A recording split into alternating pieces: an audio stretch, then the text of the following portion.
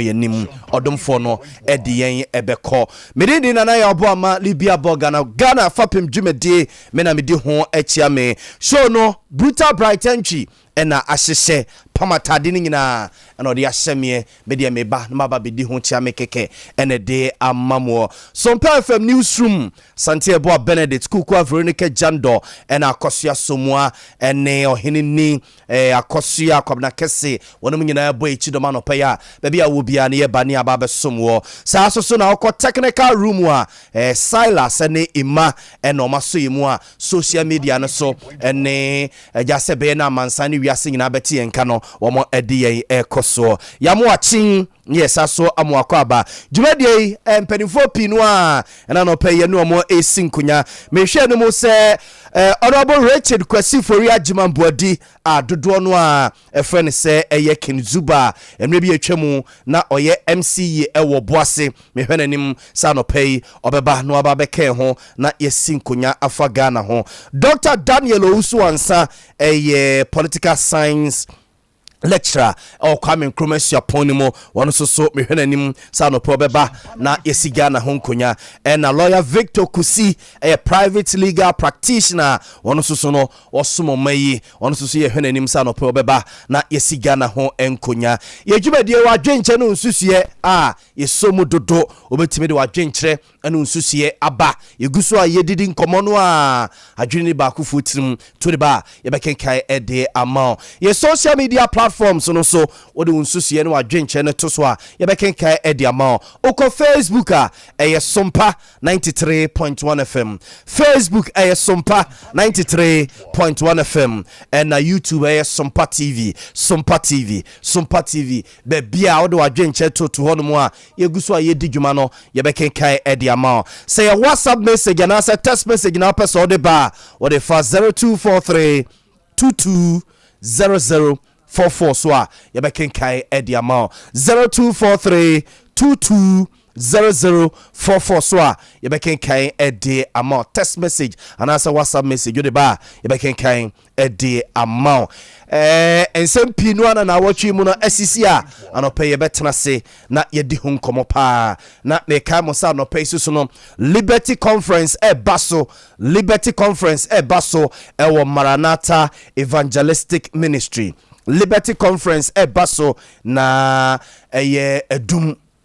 edum ebia ufriye so ameha ufriye tafo ha sei anabia ufriye bua kwada so ene ne mpatamu na wo kwa usika etia na do ani akire poku trading uduru poku trading no a na wasane from te se ne okọ keme no uku de usane a okọ keme no a obo se senate for abro site tintin bi e hono mo a uduru hono a na wasane e de kofom sa Maranatha Evangelistic Ministry e hono wo na bia ososo ufriye bia santase patase e bia tonso hono mo na eba odi usikema na wabawanim kakra bi Ghana Commercial Bank bi na ewo hono no na osane sa na okọ Maranatha Evangelistic Ministry nti anopay abroso abe no ngotwe empa mu de na chese ya hyase enya asem keto team no unlock your limitations nti mi ama konto ma hene ya dubu achi ena dwumadi yeko me sorry fi ha ni nyina yekwa akohia ho no mo Liberty Conference ho asem ena yeka ede akire mehwe video bi sisi na menua Kofi Bepra na off flight aba Kumasi ena menua kwa mejedu nyasem ketwa ene ebe ko ne yasha afenasi yanko amano so ne ni nkomo kakra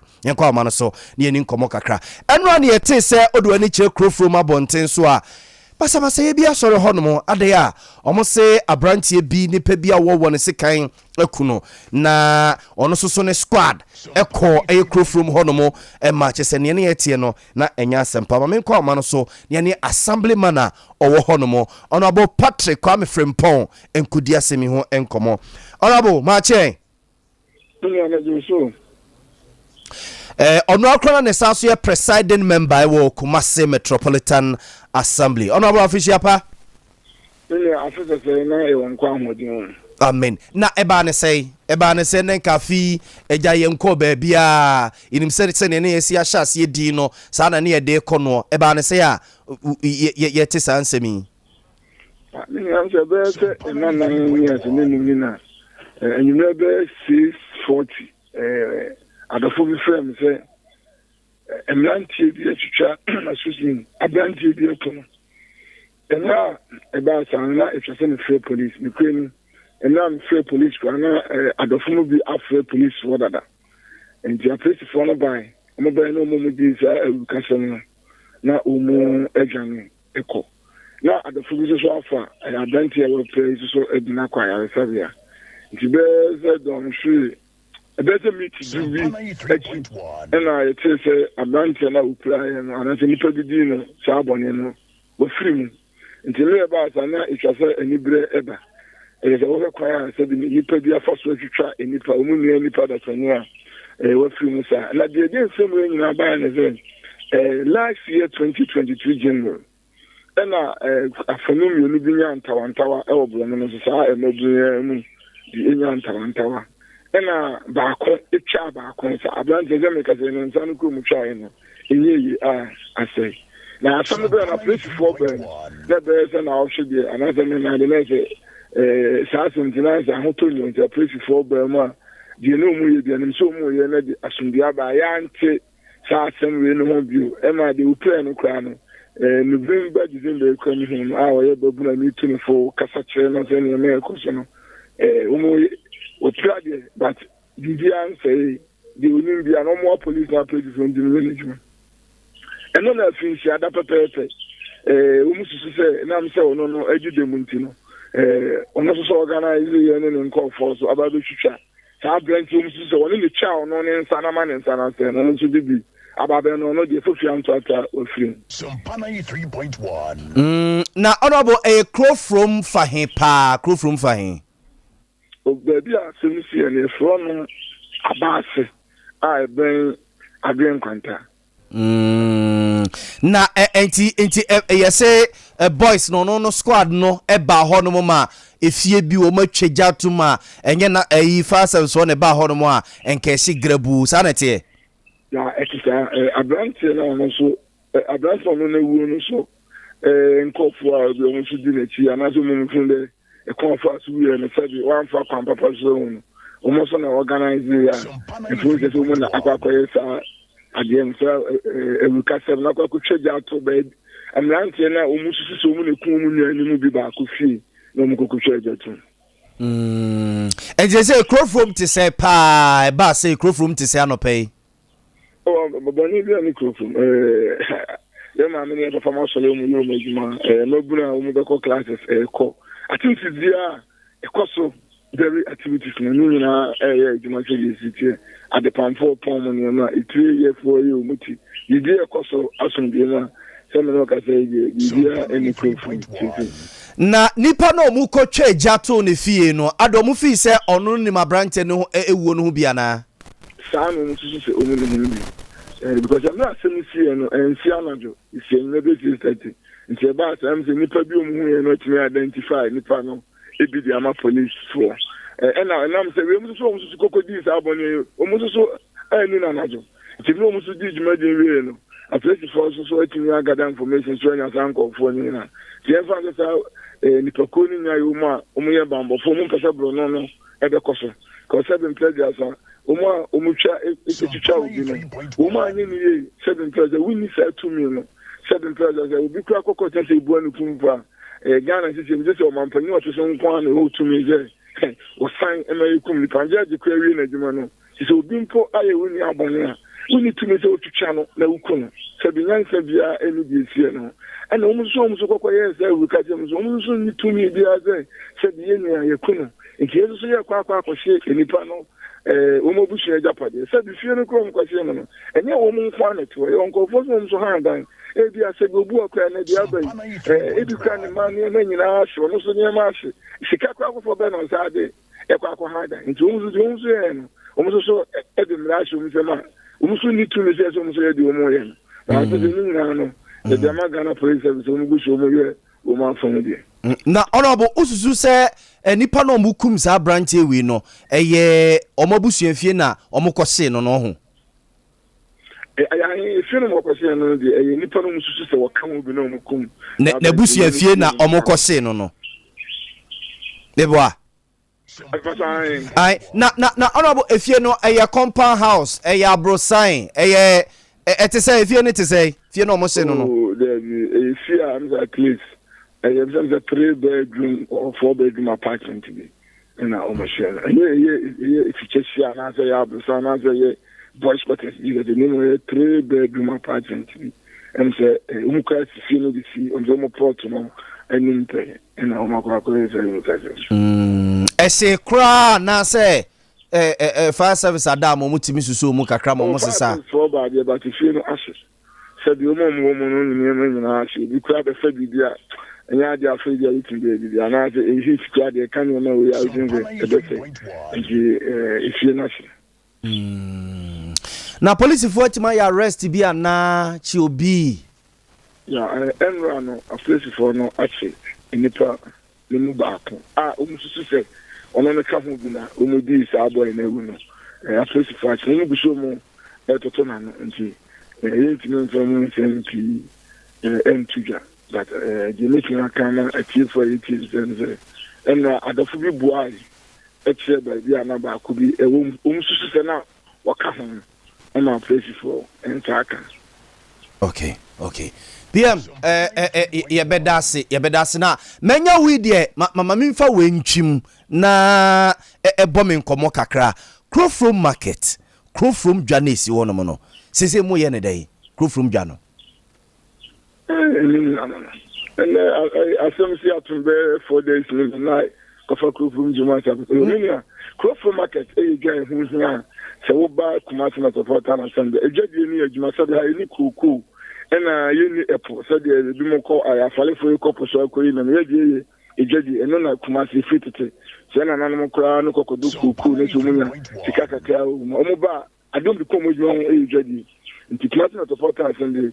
The idea say many here plans the major dia koso and the between our boy I'm a kumasi dia kaza atra any little bit to agility river na my na ko from Juma Bakwasem they say we see no a 2007 Ghana 50 project or man plan that ko for ni so di no yes we be see na scale between grand they say they could see from 208 and omo awodo contract ni about 12 time in 292 to 209 and I'm on Panada and or boy you 2 women about some and ya also contracted Canada home. It's the contracted in about site about the year Juma. Umudu baby no.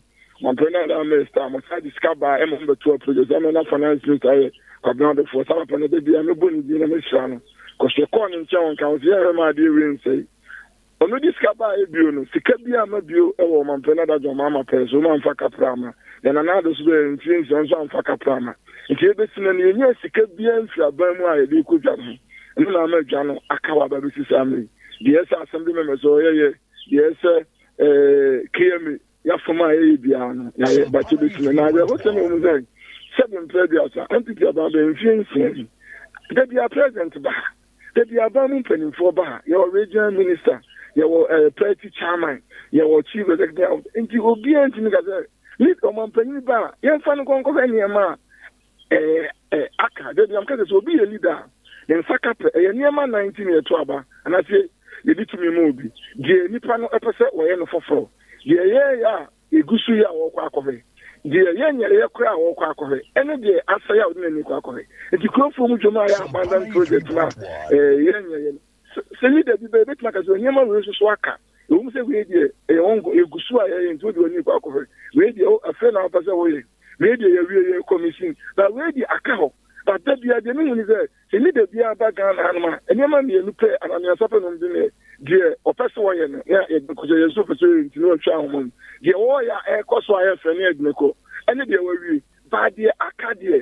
I mean, tell him, says the woman penny, and everyone go abandoned project attacker. We need to buy a fourth republic, Miano, many Cabin Cabby Ben, me who be done, and then I'm a Janababa. So, let's make and then there 4 days. And local government minister, or buy no mayor, it didn't come on. Say, Kabayan came from Cocoa from market. only the deputy in Bento. But I was so better. I'm saying I'm training no to me and Yakoyan could you know on any casa. Then you so many site meeting. I was Central Market fees too. You call me the 20 no so may or crack and I say now order that me set a project in the Bia Konya they were fair consultant. Shankrata Bio will be able to put a young family. Because on no crown Jubilee project no and the Osidio the Saligas over then I Mamponton names of 3 arcane Akan and Anaka Parliament named in one of the ministers MPB Busan into next month Oba says but then when you and mobile to maybe cook for marketing Oba maybe it's mean some radiums the baby meeting Aka at the Aquacudin. Yeah. Ora ma found here. Ye besa ba bibia ni a ye besa ba ne aba bedin komo ye da se no wada agya no pay why. You observe to way a Kumasi Metropolitan Assembly a presiding member or Sasso a assemblyman a wo Krufrum Honorable Patrick Kwame Frimpong and a Nino Aquacodin Comonina a basa sorry a wo Krufrum Kumasi Abontenso a wo Menchia North constituency ho ene yekoye na nyina ne se abrantie bi na ben ne nansa nipa bi wo ne sekan etwitwa no kun no no squad call enra ti se okay ho wo your social media platforms no so a oko Facebook a Sompa 93.1 FM Sompa 93.1 FM and a YouTube Sompa TV oko so a abrantie ne pictures ne se no mo si etwitwa no na watetiafa da TV ne so esisi a enti ono no squad so eyo omadwene se da bi ene ombekọ no mo akwakote omo ho enti omo koye no nipa no omu susu se onima branche ni wuo hu bie na busua fie omo koye na che se abranche ni ho tie ne omo ne abusuafo no ebewiewia a omo to hye abusuafo no so fie ni nyina sifie ni nyina emu ne nyina ahye ni nyina entity kire se a police for achi nipa baako ema investigations aka womo wo ho no mo na kese ho asem no ye hwesan ke be sa akwa oma no so na nka ye ne maame na efie ni ye ne dia no a womo ehye no maame na efie ni ye ne dia na womo ehye no na nka ye hwese ye be kwa ahoma no so na ye ne no akwakodi enkomo na ye busa se anopai omo ne dai na omo beda he dia na mo na womo etu ye hwese ye be kwa ahoma no so na ye ne maame a efie ni ye ne dia na akwakodi enkomo na abusua obatimi do adwenche no nsusu ya ba text message and I say WhatsApp message 0243 220044 0243 220044 wadwenche nu nsusu say text message and I say WhatsApp message you dey buy bekenkan mame nkwa ma no so na mame no a efie ne ne dia omukose no okrufrum no ye ne no enkodi nkomo mame abna badu ya mo ache o eje mo so me yiri se mpom ye kakra ye de rade asi we de ye mamo yakọ wate mon kafra na mame eba ne say ye say abrantie no a owuye no obi timufie hono mu a onim ni wuo no hu bie ene ma ne squad ebeto hye mo so a wo mo ehyi mufie ni sa na mo so mote no sa na tie ante sa abrantie no ha da ofie hono abrantie ya wowi odi ka ko twitwa no twa ne nsa me nsa to twene ana yakose sabai ya de kunse aso police station o mo ka kire se obi an kohwe no ho abrante no emergency sa bo so me nan Sompa 93.1 bo so me nan ansana yeyi no e ka ye boye no abro 500 million enipa a wotimi boye kakra Collins obiso amankwa assembly mayu hwan opians mi fi ha me fi obia ena edi man wa se dem sa afe enti ada wonya afe no a ena be ma no abema ba ko ko sesa enwai nantwie eno ma asamo abema ba ko ho ye frɛ no chief Kofi chief ye sa frɛ no Ogolo wone na aboa kromfo profom ha nyina no wotone rafino wotone buruburu wotone we wotone wi wotone laka nti akromfo mo profom ha nyina no wone wo ekobɔ kro no so an wone ye de bre no mame ose sa branch ne ye frɛ ne say ye frɛ no chief Kofi chief ne mra ne so ye frɛ no Ogoro ono na ji akromfo nyina tena krofrom ode wotone rafino yasi buruburu de laka bit of nyina boy ni toni bi ti akromfo mo krofro ha nyina won sa akobọ kro no ba ko wi ankrofo fu a won ne de bre no e ma ne to nti won akofra be ma ne say won mra na boy no osesa na ntwe aduane no wode pragia moto ba ti akora ne yasa de ogu dichi no a na boy no a wawu no na wode wonu ni moto no wode kwa krombo no wo wi amrechie nyina da e de bre no ma ne to na wode akroso no wo na so ye eyi no kila bia ni krofum ha ko no te na wo jimi nti wunyae so na me so me so ho na tu traffic so sesi a pani ampa na boy ya twitu enti boy bi ase obi ato na de wode ne ka obepe no wo Ogolo no ba mu ho Kofi chief no ba mu ho oba be pe na fe do ha seki obi hwesoro akora ne dem no abema ne dem kasa no oba no botuo no ato twene ye nti obotuo no to twene ya na boy ne say yi sika wo na taso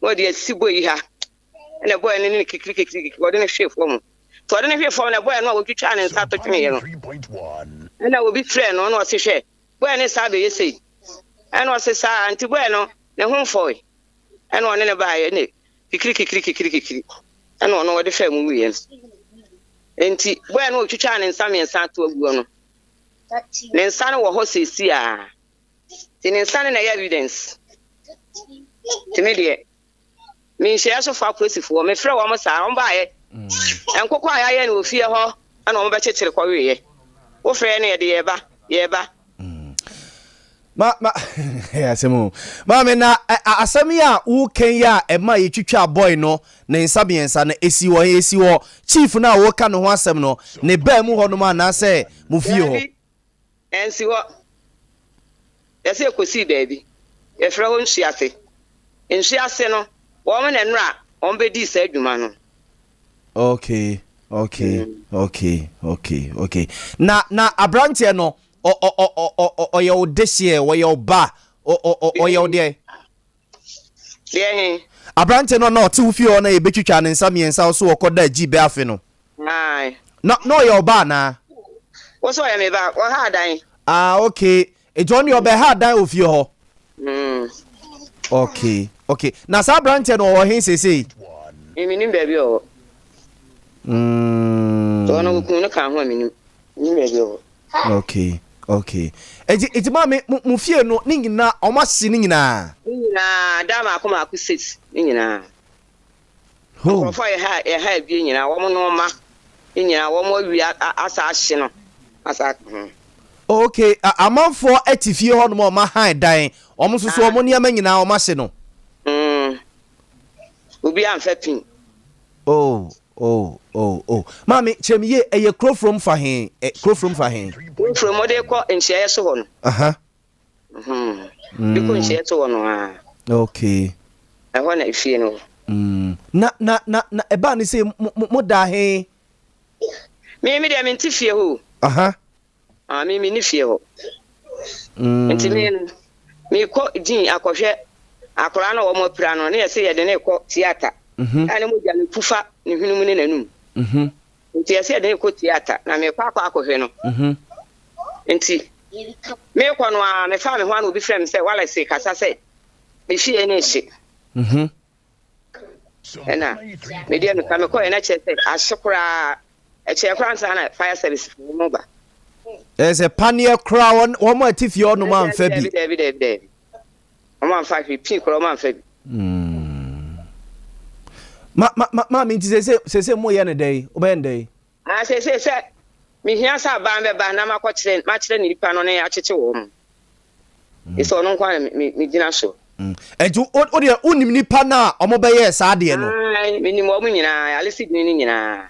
Wallace Chibia wo ma na be kekan wo ma e ka ho. Wallace din ni nyina.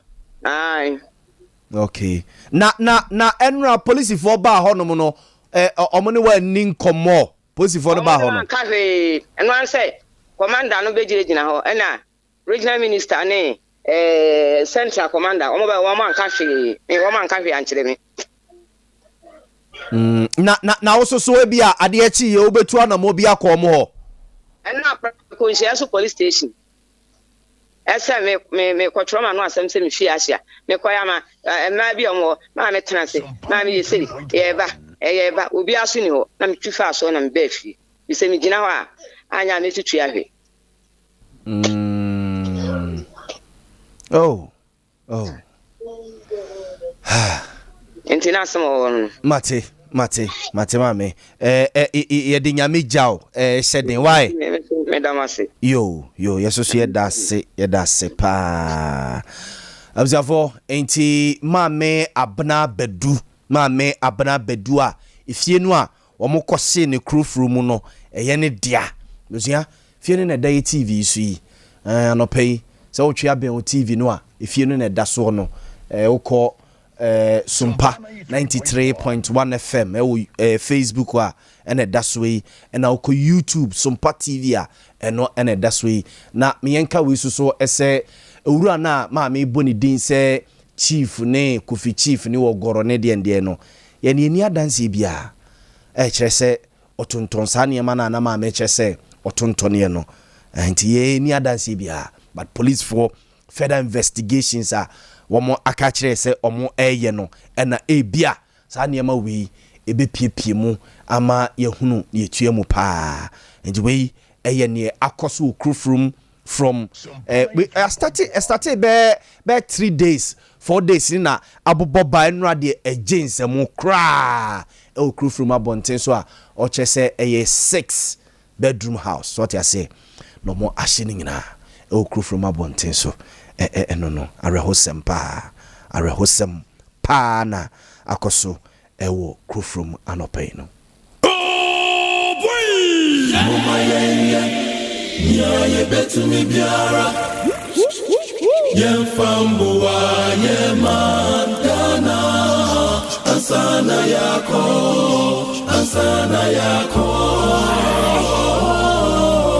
nanu moye biko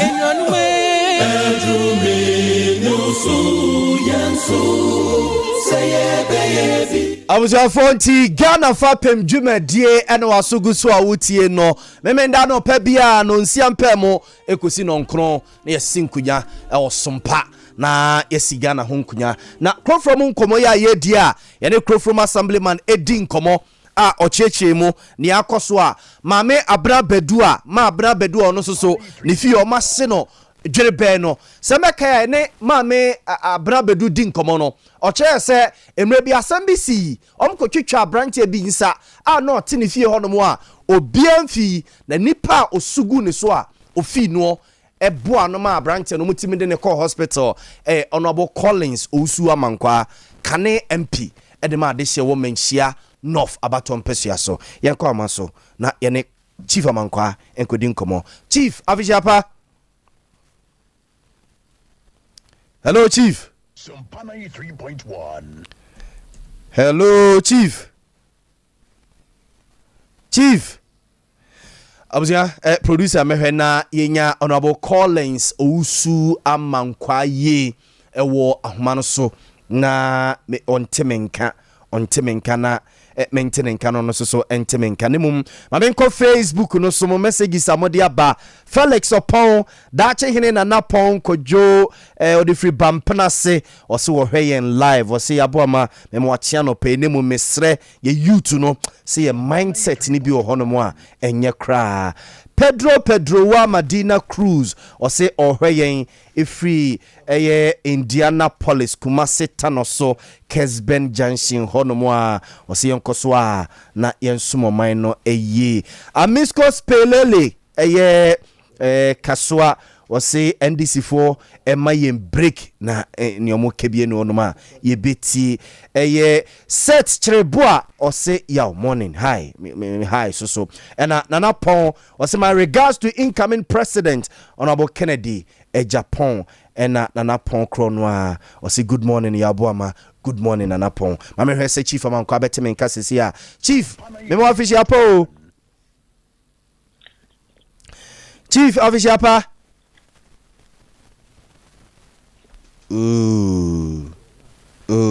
matese esi chief am kwa line so but imam is Robert Hemame na menti chief nka na yeni enkomo vasti etonam or say so where send Mampenina and Danko Kufa by expanding infrastructure no across the length and breadth of this country or anymore say and couldn't be any day ebeba ediama NPP amanyukuno we ayamo messages kakra mode efa eye Facebook no so and ye bobo so kakra ede mamono ye betu mi biara ye fambuwa ye mandana asana yako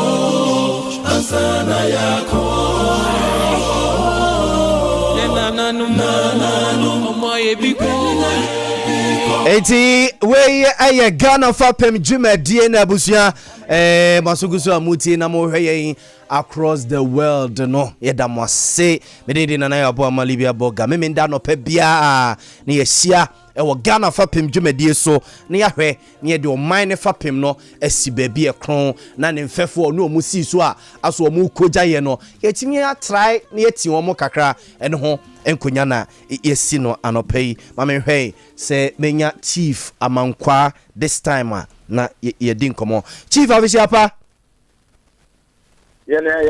Megiri se mpomi ya chief Yakopo Adam Minia Yeda Erade ase for Honorable Collins Ousu Amankwa a former member of parliament ewo Mensia North constituency enkoma na ye di ne fie hase anopai no na ye tie ne se ye mame abna badu kire se enra bi atwamu ombetwitwa branche bi woni fie ho okopani mpanifo wo Mensia South ne mpotem obi amfi no na okosugu chief amankwa so no na chief amankwa baaye beboa ma branche no omo ede ne call hospital na otum se asem no na abubaba me ababedru this pointer enra boys no akoshima me ne fie a panie kra wo mo amfabie chief me nim se asemi watia enra na yesi wo krofrum wa wo krofrum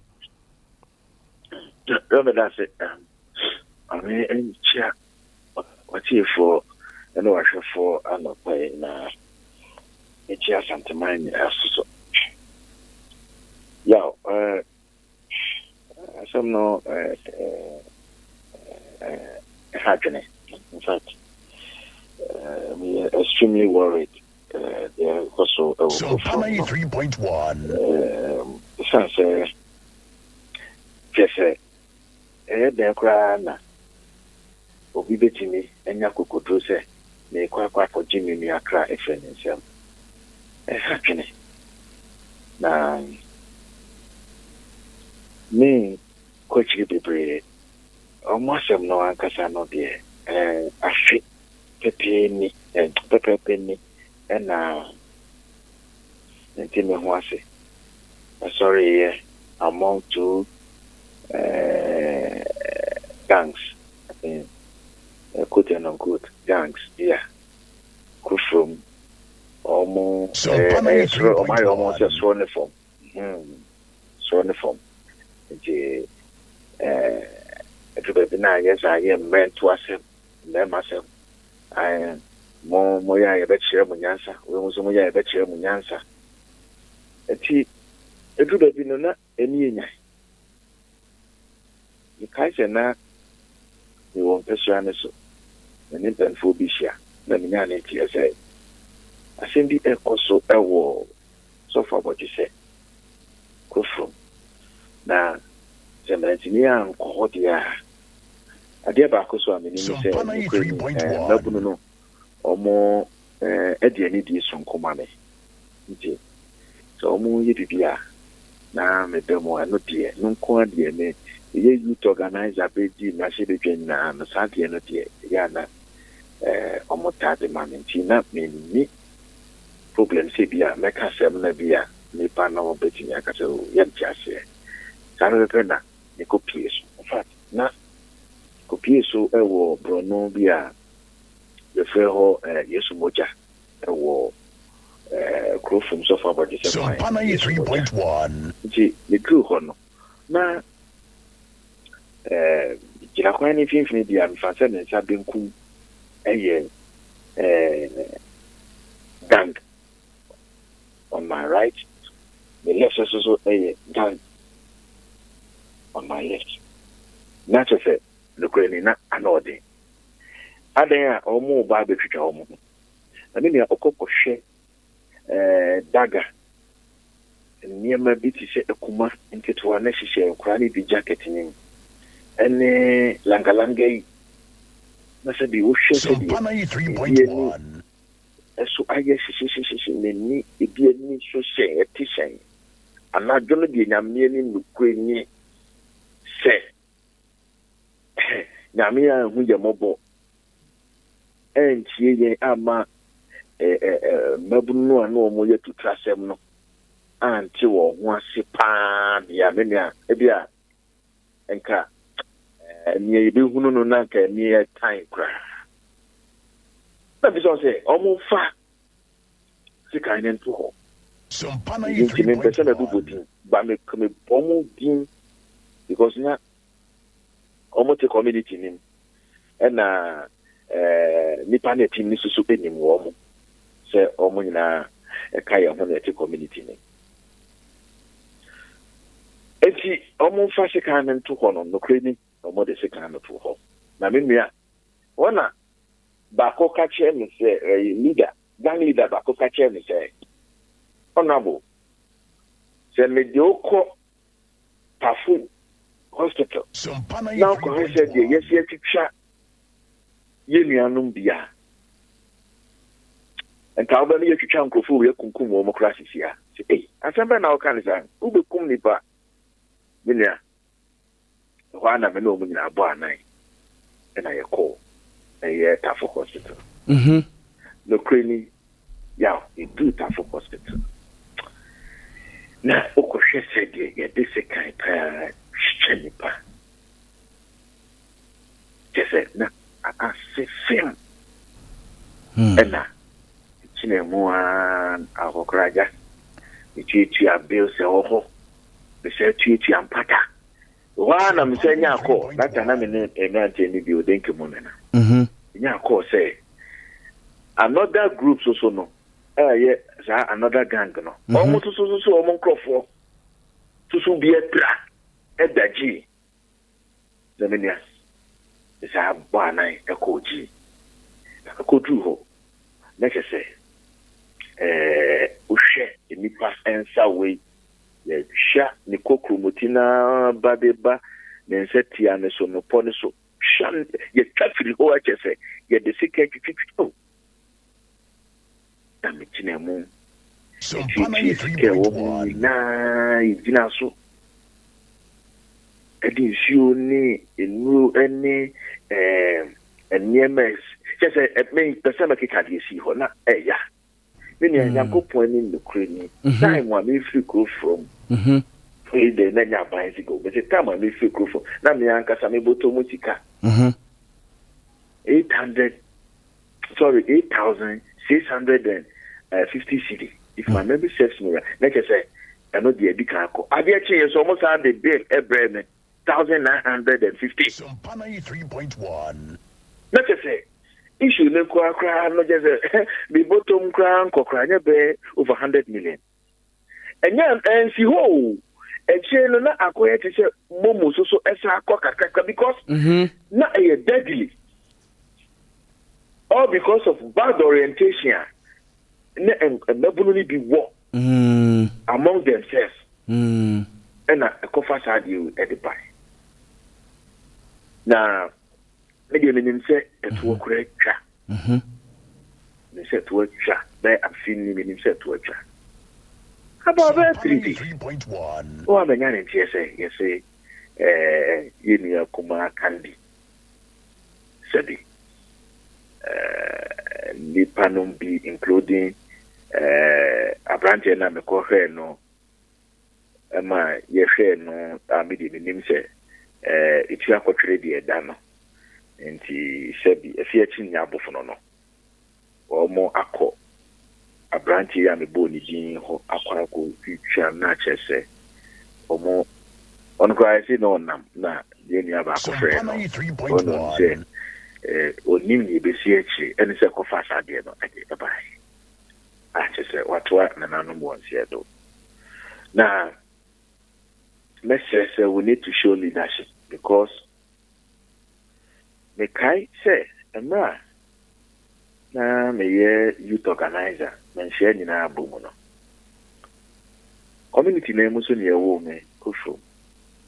See, Atia me who ye pan say, you say, you know, Obekise, Yabu Amato, Sompa 3.1. there was this communal clash. And a walk of power, Bekaya, CSA, Mushizongo, the champs for the boy, any go through any book room, any Mushizongo. Pa mekai. Good. Inti, Jamie, and say, I decided to create a common platform to migrate all of them onto the platform. Send you buy a say, we are one people with a clear sense of direction. You the same community, same vicinity, same constituency. 3.1. Inti, me institute BB your friend, the MP's cap. First edition, second edition. Me machine be gra me yam machine be gra no. Bet me account so dia say if you mo twe no there every year be ya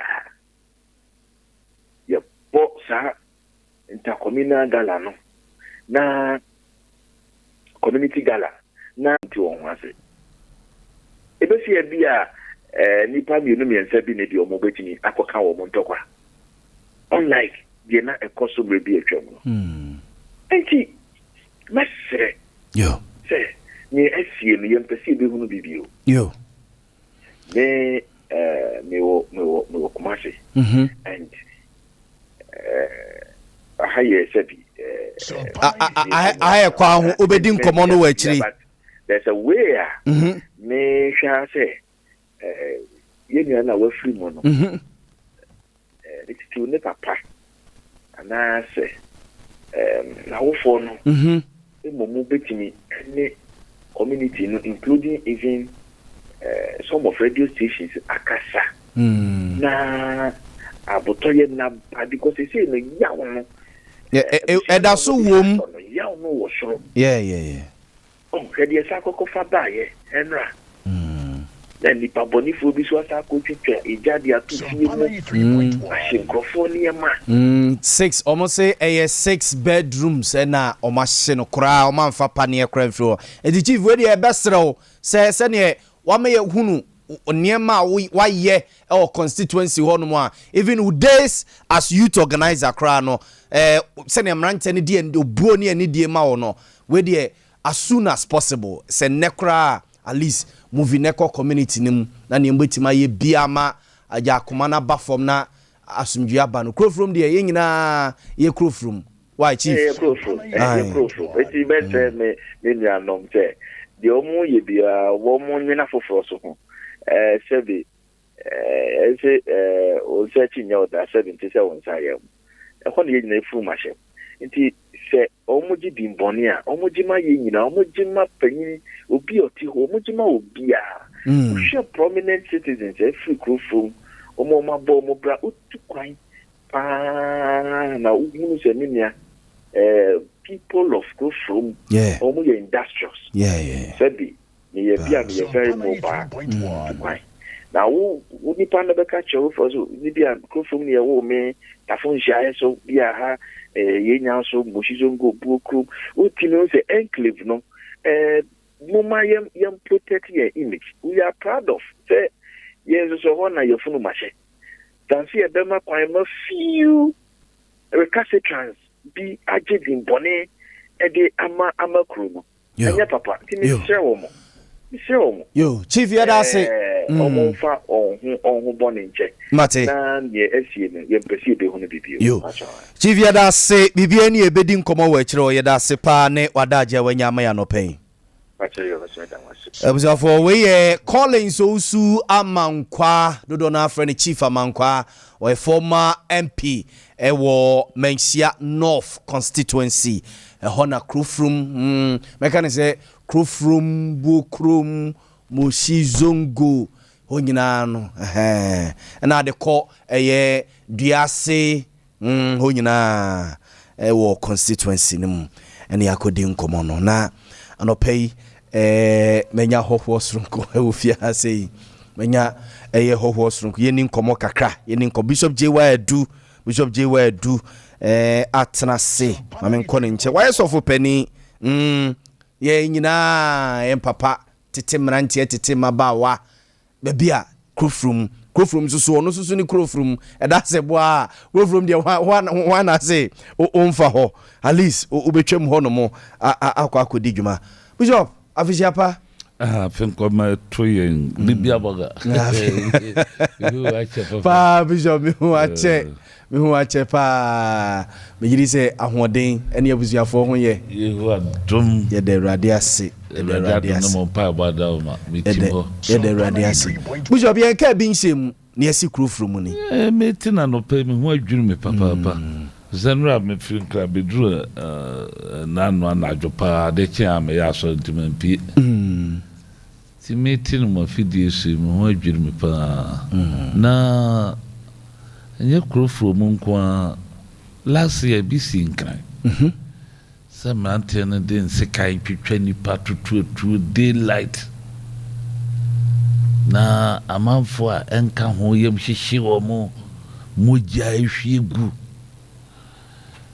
Libya Borga kame se sabri mudie ye mrantie no nsuru mujabio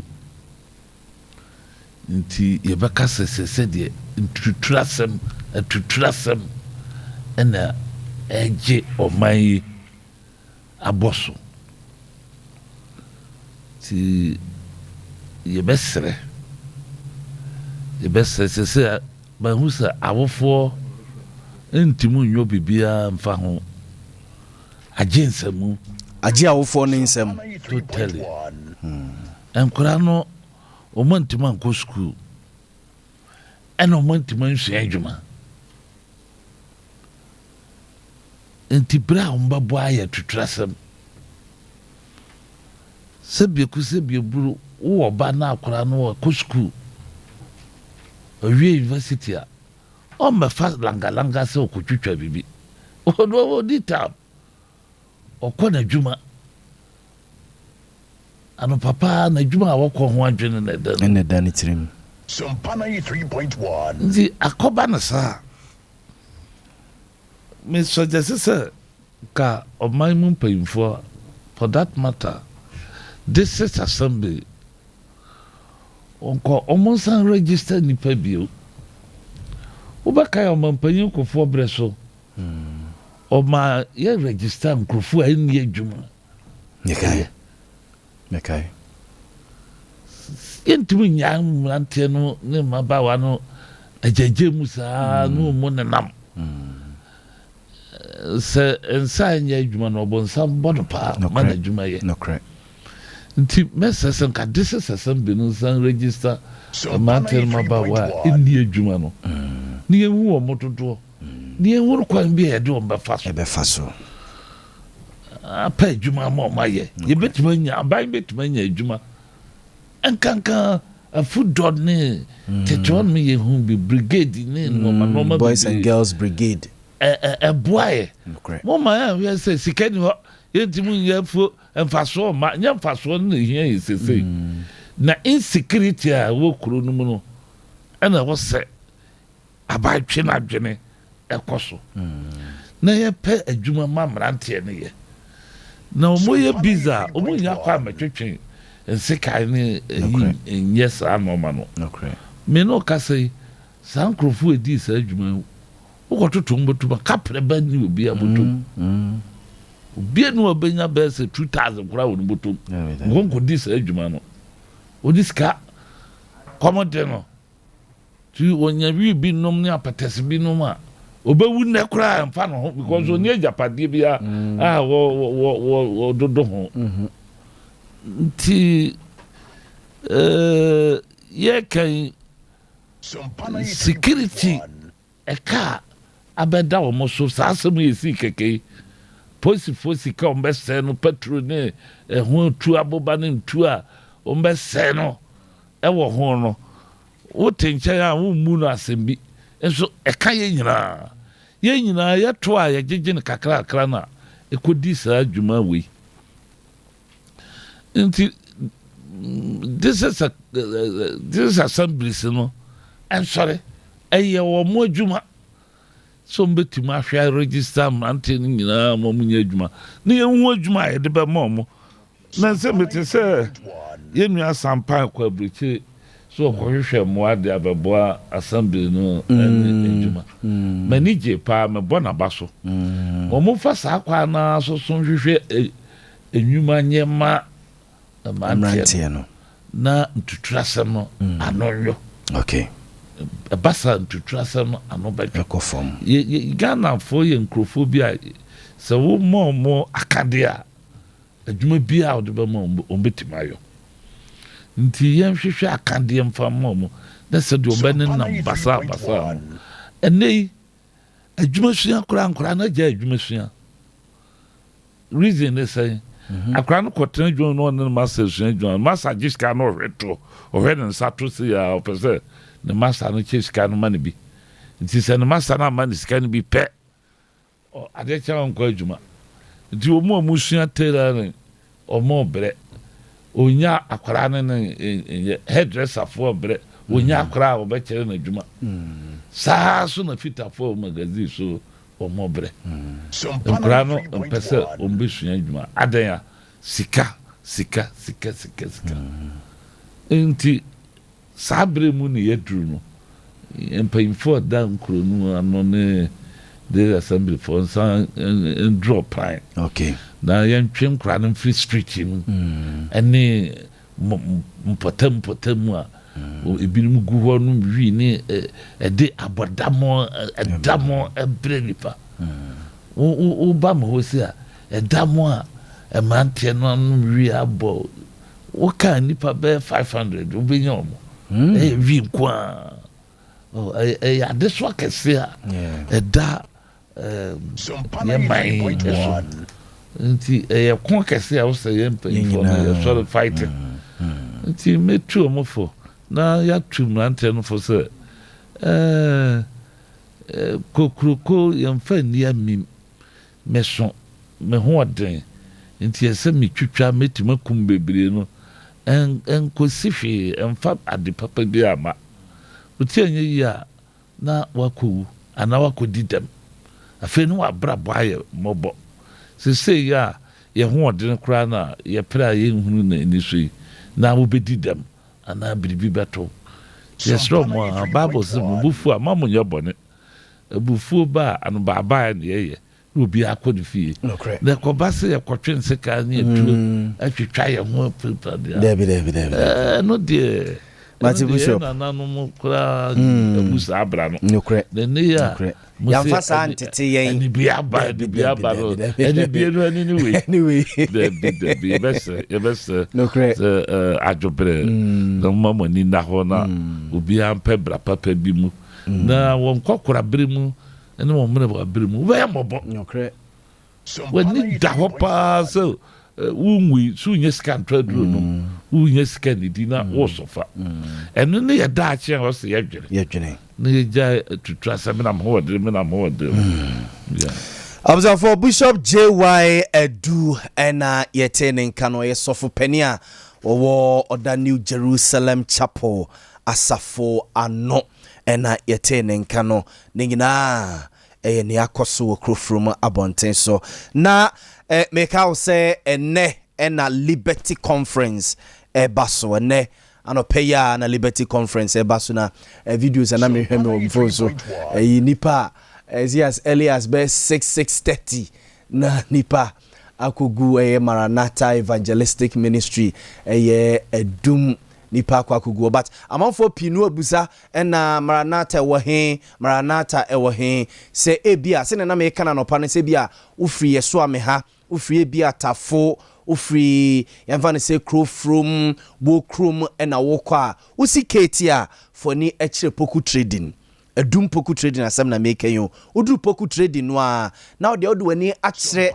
ase ho sane ewusane akoke me no okọ wanim kakra bia senetefo wa brosai tintin bi ewo ho sa brosai no kwan bi esane de kwa ase ho ode ewusane kwa ase ho no a obohu Maranatha Evangelistic Ministries asafo no ewo ho honom na Liberty Conference dwumedie ne baso ewo ho miama konto mahene yedubuachi ena kasa team no unlock your limitations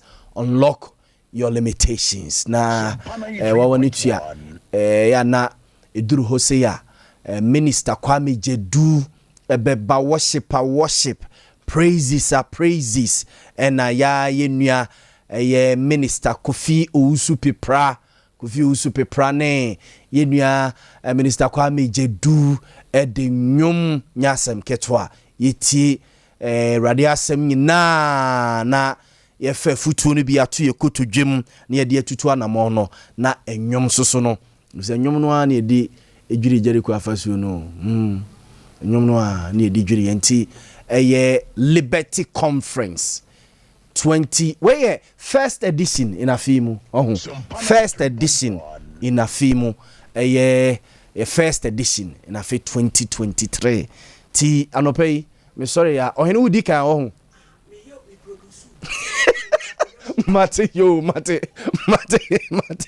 mate edi yenyina yewie ya na yede ni ekire Maranatha Evangelistic Ministries na yakwa akọjoin ne omanhene ewo ho enti se omu a ho a enche abroso a ben 9 de na start about 7 740 738 enti oyese wu dware no ato atade no aye faster me ehia ho no mo a yebetimi ehia ene kra de ase traffic no wo form kakra enti ehia ewo Maranatha Evangelistic Ministries na Liberty Conference yenko na yenfe ho enko shim na dwumadie wadwe nche no nsusu obetimi de aba 0243220044 0243220044 anopay ma Julie estate managers me ma Julie anopay me mo achepa that's it and Mrs. Betty Kankam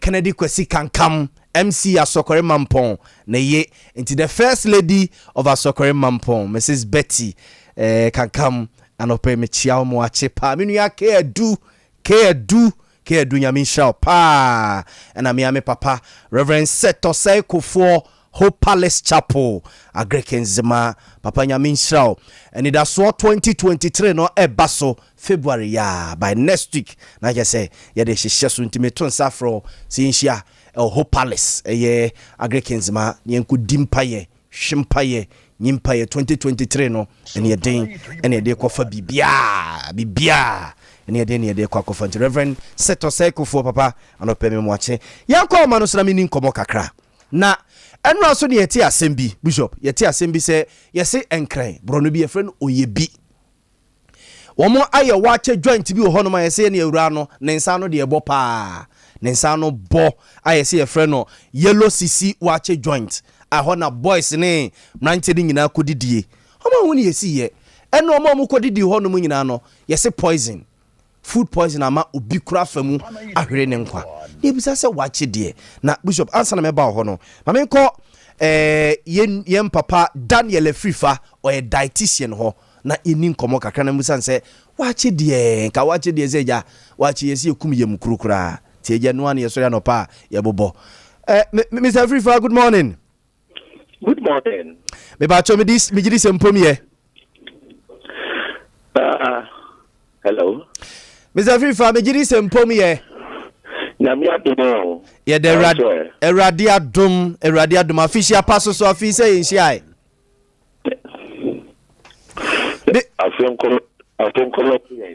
yo Mr. Fifa watch there what asem ye si won krai a yellow cc watch joint boys akodi watch ewi ase poison ba kwa famu ahwe ne nkwa watch there e say watch there poison there ana nyame na ye tono abonten no eya ne no ma bebre ndu hwe SDA for report no mde bae na it means a chese personal hygiene and environmental hygiene in the to me I contribute to me at the back. Sometimes okay yeah near the and yet a Janina water and one was a share. Name the surroundings because and also to me they go need a microbes, your friendly germs, you know, and so able to me at their baby and women because one go from the woman here. So one go from the woman here. That's it. Surroundings more trade and then one go one this with that in a agency aquarium. Not only a Janina Open, name of the Totans, a year and so a no maybe a Sandy Kang, for example, Aqua Wachi or the Kang Kakrabe Kang, send me a bit Yama beans and so I am Ray, what Midian word Janeno. Nina to the Tia Corso, and Neoma Apumudin, a bit Mina and some Sanso, away Apumudin. Indeed, Mecca say a year, factors degree, and as they say, no, FDA4. And she mu ebetimi atre di ntie ma saade no aba no tie ade ba akonkwa na ebetimi ye factors degree enti efri na ekono ebia me ya obo ama se me kona makwa akoto wache aya wache de nyina ye dibi me kwa akoto wache a me hwe de yi me nye de yi eno no sa no Sabio edu hono mu a obi hono mu a onnoa edisi baby no de abisi baby but you meeting aka join say ukọ na wo hwahwe ne surroundings no sabio enem de no bebu so pa klegane ubedu ho isigata ho data yimu afin so na aduane fi nchen ni eto obedu ho ebia baby a edane no kra oton no eni sebi ye public toilet ebi mumu wa.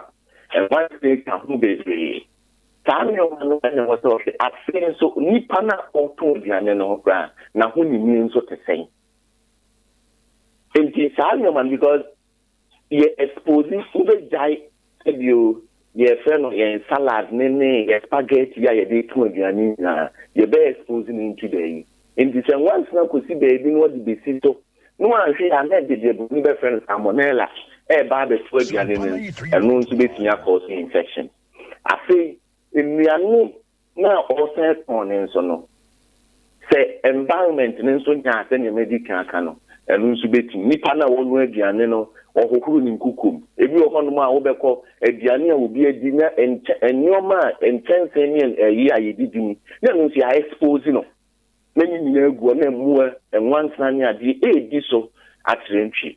And we na ye nyoma won na wo kopɛ aduane no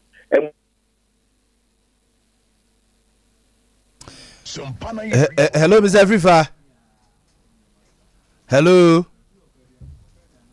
what wo bo dey say okay hwehwɛ no manipa no to aduane na ho ni nie te say baby a all to aduane no so ɛkɔ enso aho ni nie enso ɛte say saa nyoma we na wo sɛ wo ma woni kɔ so na wo hwɛ ni ye so that enko fire here and insunsanso bia nso emro enye da bia na wo so te okọ na sa no ma mi bubo so wo hwe na se ehonya se bio enye won so nkwa ne ton waachi enye won so nkwa ne ton mu ne abomu enye won so nkwa ne ton bia gari ni beans enye won so nkwa ne ton aduane bi wo betumi akọ baby so wo betumi bia bi wo benya insunsanso e wo so wunya na enko fe insunsanso boni bia emro enko ma wo yem na Mr. Fifa kaun no omode to wache ni mu no wo nsunsanso bia na wo yenso kaun no Mr. Viva. Oh, Majimedi say atiatum. But what you for anesa? What you for anesa say yenhwe baby a yeto yeduane ye nye say ye kroma say yadwene nyina say wache ne sigata ho anede nya ne sigata ho no a ene de ne ade no say ya de feboa say yadwene kra Bishop watch my Dr. Daniel Uzanza kwaba doc afisiapa afi yenhia bigiri sefi boko de radiase Bishop mamtio kakra Libya Borga watch ye man ye wo big problem na mintimu hunu se empanyimfo no ani swana kanka environmental for no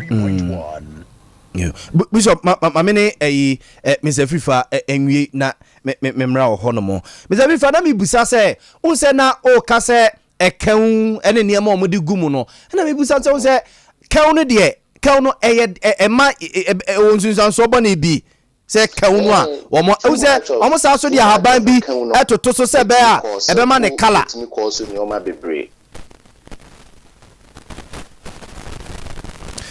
Mr. Frifa. Yes, me too nkan. Aha, na me kire se ekan no ene ahaban bi no omudi gusu no a omo se e makala ne ye fe ma ni ye fe no ewo problem bi a ebenya ma ya na. Ekan no too much of it. On say broni be ka say too much of everything is bad. Na no your friend potassium broni be ka say saltpeter and potassium nitrate. No ebetimi say udi ni bebre a eno nso timi cause so digestive upset. Say we no ebetimi asamfro ebetimi anya problem. Afi nso ebetimi anya muscle weakness. Obeye mre any man dizziness, any headaches. One hwe kura na no nso kofa akomayare enso e dia brew. Enkura omo ye exposed to sa ekan sa man nso no. Ebetimi anya bi thyroid disorders, any kidney inflammation. We nyina ye neoma udi ni bebre a eye possible say ubetimi anya. But no ye wo year e wo so omode ye eni kwan se odi senka be ya anka wo no abinsi na se wodi ekan ne sa anyoma ne begu so amana ye mrede senka wodi siso echa no beboa dan se odi ekan ne bebre ebeba begum because per the FDA for ediba ye no it could be so many factors ne betimi akose into one to say FDA for ebe yi wo mayi no but when nyina ye possible causes a ebetimi de sa ennyoma no enti ye di wache ye toto nuane wa abonten no sempo ye mpo ne anu aduane wo fi a ekan ene sa ennyoma na ye de toto aduane so no ebetimi eye fi mi etimi anu ne yie na etimi amano yetimi nya empaso a wo se ye nya free so ni yi sa additives na ye di gu so ni nyina free because too much of it no ebetimi anya ensunsuan so bone ewo yen so na spices no so Mr. Frifa spices ni on the spices you want natural spices and the natural spices ni de sebi eno kran so timi mayen ahoden but artificial ones no me pese e bebo no na Mr. Frifa natural na bi ne de natural no natural say bia esuru wisamone sa enoma na yesusu ane na ye maame mu de ye aduan de ye enua ho neoma no no kre prepare any sa neoma no me ye di ka aduane ho no an because ye natural nti no eno so ewa ahodi nura ediman but artificial ones ne de ka ho no ekuta enoma bi a friend go ni be ka sodium glutamate na no etimi enhwehwemu ame hu se eno kra nso etimi ma ye hypertension. Inti see the artificial ones is say ebuja so ye no ye betinya fa ye natural one na face na ye din de free nua ho ene sa nyoma ne ba no ye betimi de no aye aduane adi abraye nya eso ensunsanso bia inti senke be ye no nke enko ne natural ye most of these artificial ones ni so free ye aduane no ebe boa ye ndanse ye be use these artificial once and also away again. Mr. Frifa, nyame shower no pay. Nyame shower no tie for so. Amen. Therefore, Mr. Frifa a dietitian no akwakodin komo no Bishop na onugu asem so. Libya Borga me di yaw pa wo ye man mu nnuane a yɛno ana bɔntene na yɛde ma nkurɔfoɔ die yɛde yareɛ brɛ deɛ ɛnyɛ food poison they say one of a na yɛni researching biara wɔ man mu a yɛtumi kyɛke sɛ adɔktafoɔ hyia yareɛ ahodoɔ bi ɛna nsɛm na yɛyɛ nhwehwɛ mu ahu baabi adeɛ no ɛfiri ba a amanfoɔ ɛho kyerɛ wɔ mo menhwehwɛ mu me ankasa menhwehwɛ mu cabbages ne saa nɔɔma nwura nɔɔma no ɔma polutu no nyinaa wɔ Ghana adinja wowi bi pɛ na wanya typhoid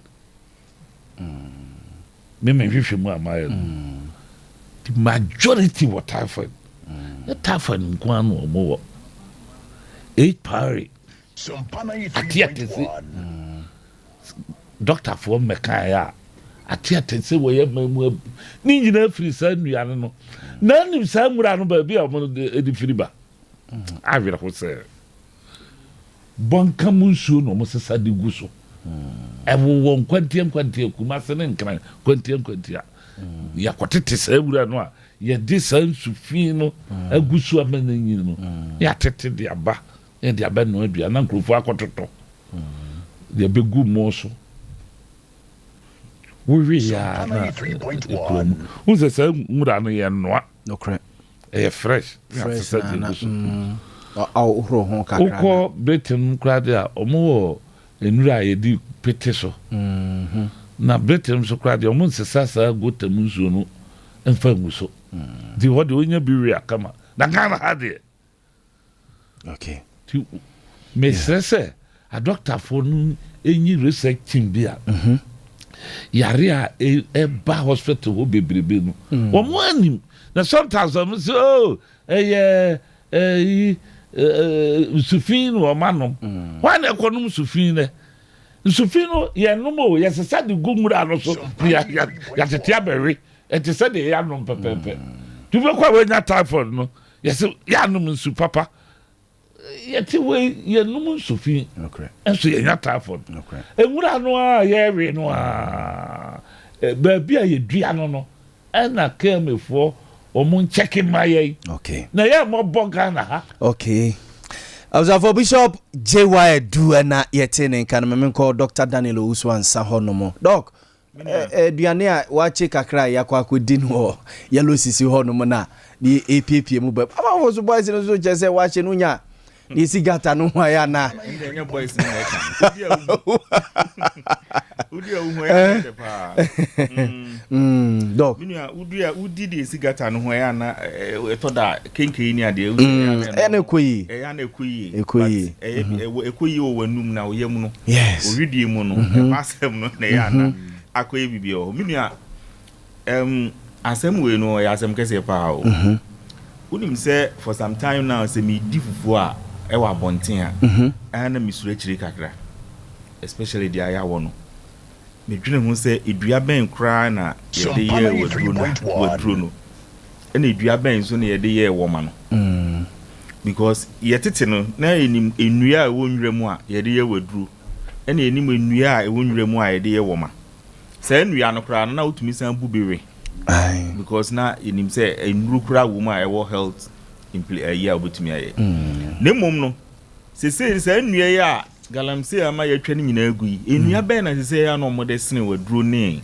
saa nwoma e ya na ba mitiri mu saa so etane ne ade no because etane esa no ekwa aduane ni mu ebi ko ye mu etoda kra na me yam kra hyehye me wa ayo ho saa anwen ya ye tu galamsey afa ba bi yi anwen na mo ye save because wutwi no na ebi nso den ekum eti yenua ni die mu ha ne pa de nyame ya na eta o kase bi say Africa James na omu ye friendly bem say na say omu bo statifu omu bo fu nti e o say ye hwe na yɛhyehyɛ nnwoma yie na baabi a yɛnnuane no wɔn sɛ wɔsi esigata so esigata so tutumi sɛ ɛyɛ deɛ yɛka ni bia eti environment ne nso no sɛ yɛhwɛ na kana ha no we producer imadi atoso yi wo sɛ ɛna esigata yi so esigata yi so regata no esi hɔ no deɛ nam gata ne mu deɛ nyame nenim deɛ nam saa gata yes ɛna na deɛ na bishop kan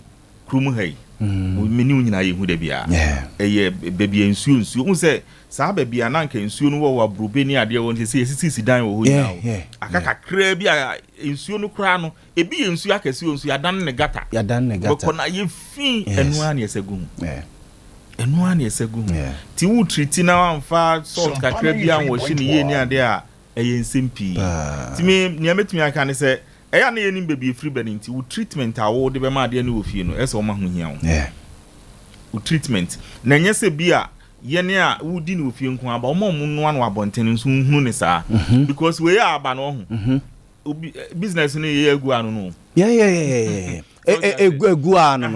egu ano no because nipa ewu wɔ mu de obi abɛsuro ai watch video ade opese wu ana ne no ano it wo a wo yɛ aduane akɔtɔn no hunu sɛ no matter how our business necessity agidin no sa asem bi sa ato a ebetumi agu business no wo treat nyoma a wo de yɛ aduane na ɛyɛ ayɛ ni na nsa wo sɛ na radio stations bi ni ade no mo ne na mo hwɛ ba bia yɛ nnuane na wo yes de bia aduane na aduane de ba besi wo de na ne kama na mem ba bia yɛ no uko hunu hɔ a etoda pa na ukọ baby a ye yam nyoma omo yam tomatoes ne meko ni jene no ni ade no a na ye yam no wo mu ni panse ni na mu a ye hye globes ni ade a ahwe ni aduane ni die be odi nyame na yeti asem ho nyame doc ma start straight from you NDC asem ni fie NDC asem ni fie ena Ira Johnson esi edun ketia ni nkyeremu ye wa he kura ni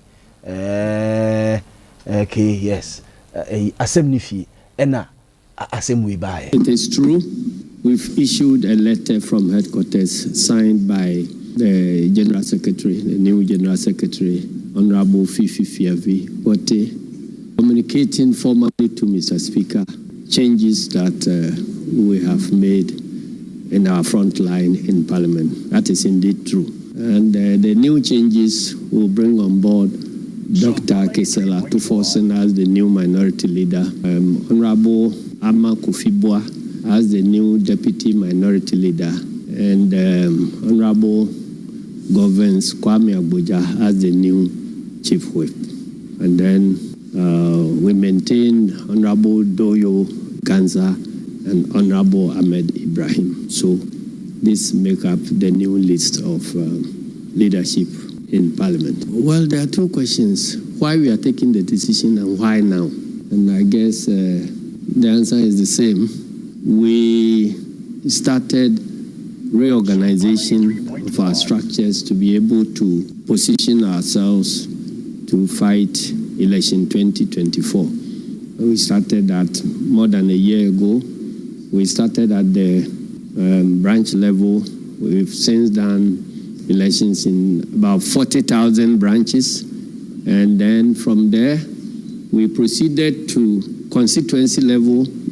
We've done largely with all the constituencies. And then we've done regional elections. And we just completed the national elections. So the next in line is to take a look at our leadership in Parliament, and that is what we've just done. So in terms of timing, it is in line with the way we are prosecuting the national reorganization. And in terms of why, it means what it tells you is that the only constant thing in nature is change. And so since the environment is changing, leadership and many other things must change along the new environment. I was for way I Chairman General Edema NDC Amanyuko Yera Johnson Esiedun Ketia explanations or the buyer emro mo ye sare safoli e parliament doc amanfo say asem ni fie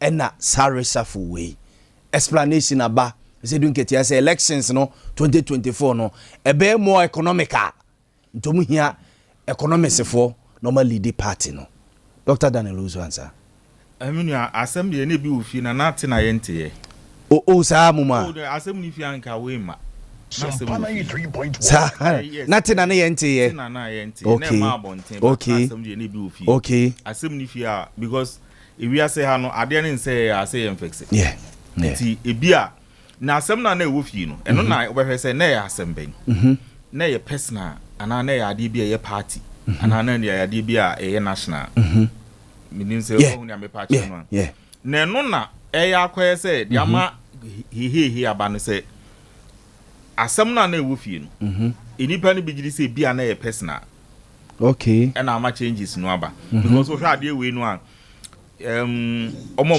bu ofu nyina omo bubu yes ha ena enam ne si na anu nso nti ena mo bu bobo sa din no I was asking myself say inti sanka honorable Pusu Ampofo ena sign winning chairmanship no with some of the names are now echo round no ena changes we by response no be the same as na yihun. Okay. Do you get it? Matthias. So it looks like background no. Yeah, you can grab mame and shall see free this angle. Unim reasons no. I kofa reasons are party ne the mind and something for the mind. I can't be using a did no adults no. Do you get it? Yeah. It looks like reasons no and 20 person. You see, Adebaku we are saying say change the we are then change the ebeba. Yeah. So no kind. Ena etoda enye da bia na wa de ese a ansa na akoto foforo etoda wa crowd me use che me kaso ade de se na mesi use a che de ma me nya foforo yeah so Matthias ma me fa we kura mo bia na se menyi ntu nchen kakra wodan mu kura no e wo ba ultimate sesa ho bia na nse but ma sesa ho enu nti say yes sesa de ha adwen but emra would be sesa no say bia ebra so okutu school fees a wunya nya sika nkutu aye na wo se mesesa me dem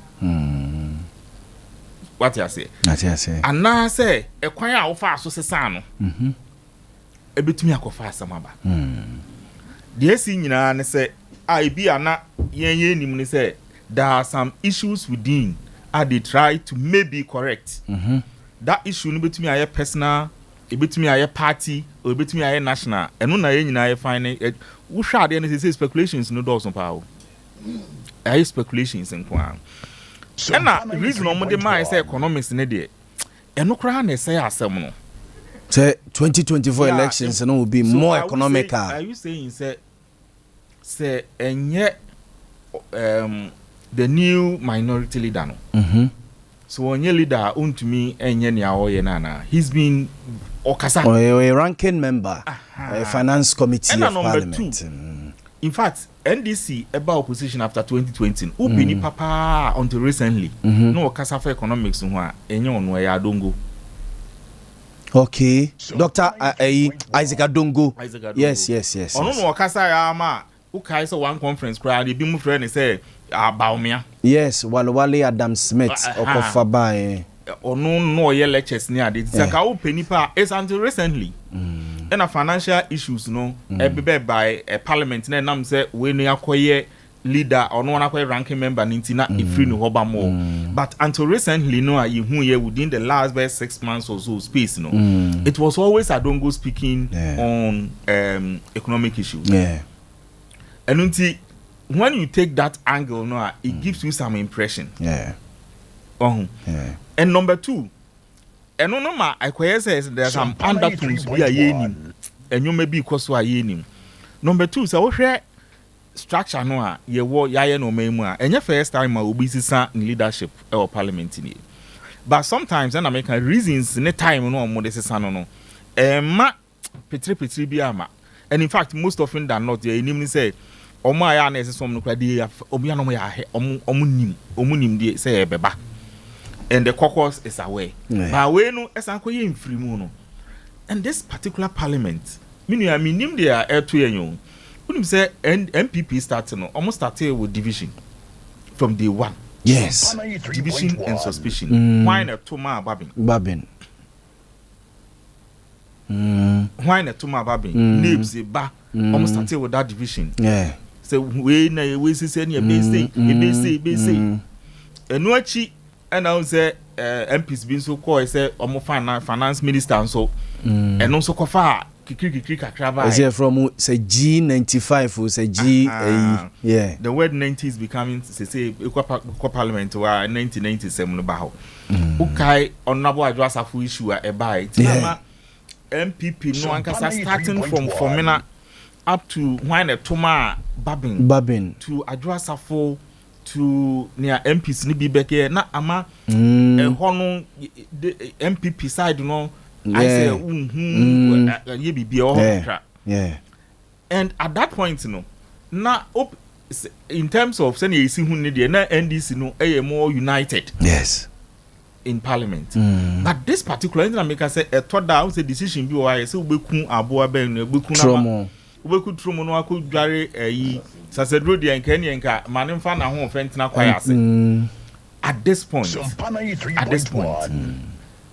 suspicion ni nya sha ase a simple sana na opese o behave na enne wan ko parliament kra na ye dia ye because wa because and numbers no e ben no wa because on person beto abani bi ama yenti na wama suspicion be started. It was so close to primaries. Ebe you obi adwen say person obi lose primaries and answer bibi eti say enti na ode ade na be boom sabri so that they will have problems to solve at home and will not be able to contain primaries no eba no. Yeah. In other words, so hwe pa we say MPP so nya early primaries obeko.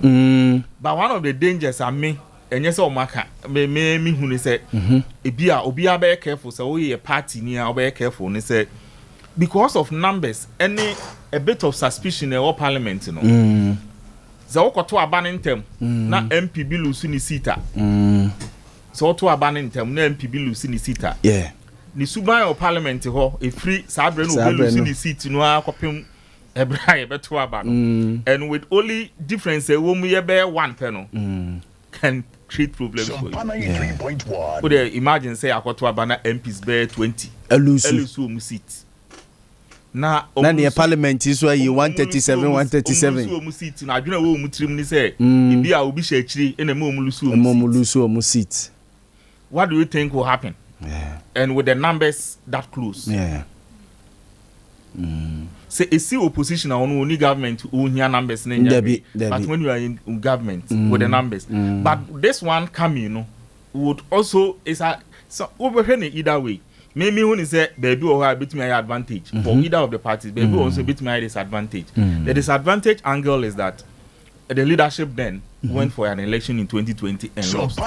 Maybe strategically maybe as they were saying they wanted to reposition the party in a way bit me winning elections for them, which is also there.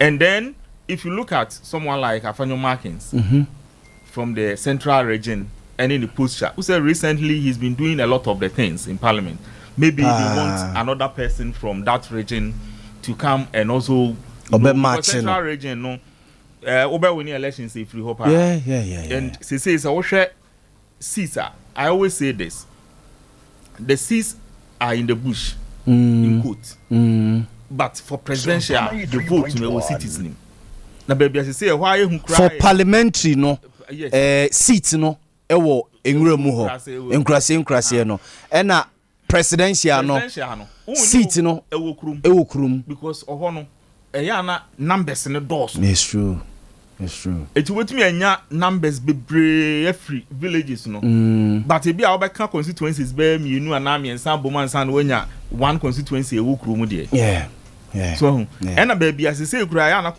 vote no one baby as a bank crew kese per urban areas because of na e ya na say aye for kakra ba no romokotena ne ade so eti baby to say kaswa mo kone ade ko central region ho no numbers no ho ho pa numbers no akwa say ye mamponten ye mamponten numbers free ho no mo banya asem ketwa kwabre numbers no yes numbers kwabre east political parties in there, they can be strategic on that. I think that change the baby. Maybe method no more fast no. In fact, people even within the party, they are not questioning the change, they're questioning the methods.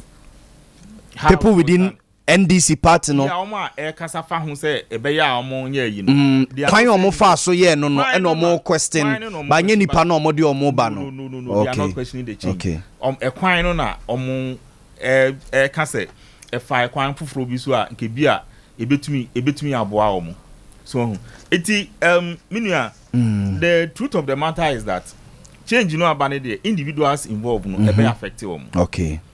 It will affect the party either positively or negatively, depending on how they manage it. It will affect national politics too. The reason is this: these are a group of people who are only parliament in Pennyfono. I hear Juma for some time.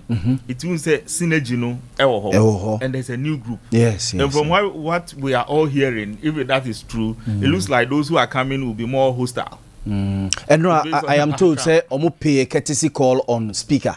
Oh, okay. New leaders, no. Omo pay a courtesy call on speaker and ra. But you see, when it comes to leadership, say yeah, if we be de facto and DGO, say ni pano kra be jatu mu omakumem, and it's so different. Say ya jatu mu when him say we a leader no, different from me jatu mu omakumem. Say we a leader. Do you get it? Say be ya omankasa side one no, in some no more can enquire. You know, just say masrema no mamuna mitrim beti mabamu. Okay. So they would just have to manage the situation well. Okay. There's another thing. I don't think they will go back on the decision. No. If they do, the party headquarters, authority, they have to manage it. Because if they do, I said doing Ketias or also ni ego like me who's a music kind of tree. To me no. Because this is, if you look at it, is the first major decision coming from the headquarters about mountain. So I think that they will try to manage the consequences. But going back on it, me say they will go back on it. Na no munim say sa ade no befa sa niama we aba. So I'm expecting up to some level, maybe I go beyond the level they expected. But they knew they would have some resistance. Okay. Okay. For Dr. Daniel Osuansa, a political science lecturer, a war Kwame Nkrumah department. Now history, no. Okay, history and political studies. History and political studies. KNUST and you're calling change the political studies aspect. Kofi or say from Josephine in Cancer Lexus or say Yabama good morning. I hope say family ne ehon will be here. Crispo Fufu or say Bibian Honoma Yafofro our NDC leadership no abano. MC our prayer com or say Nerega Senkoma the best minister of Ghana since 1992. Dr. Usofri Akutu, the incoming president. Robert Ewusi Oibo Boate Nebehin or say NDC can't manage Ghana wabra or more parliament or more members. With greetings to Reverend Isaac Chei, head pastor Nebehin Maranatha Assemblies of God Church Oibo Boate or Gaulin Carrier or say General Esedun Ketiafi say obe winning 2024 elections no with economy ne energy ninti no de ato force ne ama kufibua abadia enye sa case no a say sa de ne omfa Dr. Kwabrando for me flag bearer of NDC we Ogawuli esoso dia wo dia ba messages kakra o Facebook na makenka dia mamono Bishop NDC resafo e wo parliament. See, one team predicted or more. O me nkrofobia baby omu free ban revolution tactics no omu yusu denti na mekasa ben femi no na omu huri ejina parliament leaders na ekonso sempemi no ria afene kakra dia Emma o mano etia even panyina o damra shebedwa no anokra o wura bagwan owura sami jampi krata wo twere ko ma omo ne atema wo di wo mo eye fresh wo ye mu binim tirimu Sompa 93.1 sa changes here be me enya me nwanwa fi se mpanyin se aburu bebo akase ehwe ne mfifiri yem nsu beto so a fira nopa ni a omo gina so ka ye nyina ne se aya owura Haruna Idrisu owura Muntaka ene omu leaders no oma compromise James Kluche Afeji oma koji sika free MPP for mpanyin for Samuma pefe di oma tempa papa awo Ghana ha sabre na nkaku no na nka epa ye adwuma ku de ya de na si no resafo na yeku no ma ya pa na ya resafo di pa do ni ho he won entrance de yeku de da why saka komati o mu hwase ba oboti o mu hwase o mu no mu supporters nyina asat na o mu nti o mu hwase nti na me fere cool okay hwe e free sabre no mu atema ekoso ama owura Muntaka ne sami jampi kura nka ka to mamento ya edi kire se o makwaji sika free abai no ne nkrofo nti omubu anyo adan a nipa bi se hawa kumsi sa na yefre no maame na wo kaso ayo no omo hihye se mo ma no me na hye be minister hawa kumsin no mind do so na ma na be finance minister the same thing Sompa 93.1 omo tiase kora ba bia me de minim pefe se sa nyina so no ana omo de apam omo efiri ho ma me hwe asa allegation na ndc for ye no me nko parliament wodaw na PCF PF dia become ya TSS bill bia be ba ho bia sikata ikiri e de sika mre bia de be kwa akoto o mo bia e de sikata ikiri asada over according to PCF PF former MPS Komodo Bembra kwa sa owura babu na akra so be kan bi ne chesa aban bi otesu bia so the bill ko parliament o mo de sika eta ikiri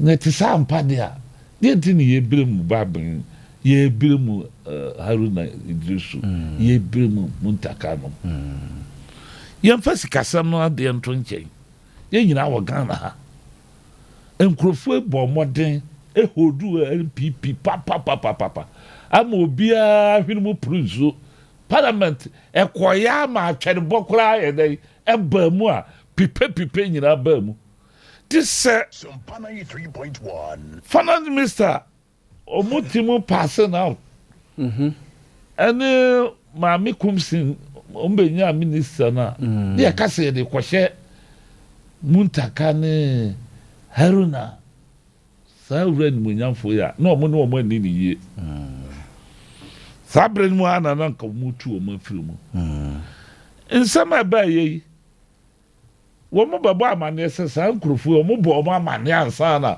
omo ye sa reshafo a me friend ku no womo se bibi asansi omo amane wo ya kwasi prata wo ka bi man di sipa no utie na no asema na se se omo mpanyin jo mama kra no on preso ti akoya kwasi ananta twene ubomu a wuniwu wa moma o sibewu sa na akoye sese asam na aba no besepa ne ko na haban NDC antase no banyansafo a party no becheche efiri se we mu no mo de attacker o mo no se e pe support base pa Sompa owura Muntaka kumase ha the support boa NDC papa kwa so ase a enya asam ketwa NDC 47,000 for close to 48,000. 48,000 na owura mama so nya say. Haruna Idrisu esosoma Tamale South close to 67,000. Yes. Owura mama nya say wo ho. Presidential na dey me guy but nya below 67 nya about 40 something. Mama hwema. So, ekira wo say Tamale NDC mfa Haruna ni agro. Tamale ni bia obaba nkran bia NDC ni bia oko owura Haruna fie. Enene ne nyina o ogi wo mu nyina kwanda wo no aduane ma omo nti omo fa Haruna ni agro. Ye di NDC support no to nchen a me dia me hu Haruna say waboa oman no in terms of parliamentary affairs. Oyobi o lawyer watra parliament wo so ache kakra. Wo hwe ni sem kan ni normal wa hold government no in check. Ura chairman Sambonsu onu abeka no kro abeka chosa Haruna wa push the papa o man fa ni agro sa cruise na NDC fo bi ni hunu se o ma compromise no o mon fa yumani ni agro ye ni mhwe kura ye nhwe tax a ye di beto momo so levy o monti tax na ntima anya adwuma sa na meka no o mo ye na nwora o mo fight papa enti mi hunu ba bia NDC for team ko fa change no efiriba senye wotan e dia ene na mu owirem na excuse o mo de mo ma no kra na e ma asem no ye mu bi no mo nyentum nanso ye beka no say media minim se mpanyimfo aka say okwa na nipa mienu kontokwa bisa o mo say na ano eye dai bisa se adede ase na sisese okay isu beto afira no patututu minim sa tirimu pono ene wo wura si du nketia no ne dom etirimu a omde abedru sabre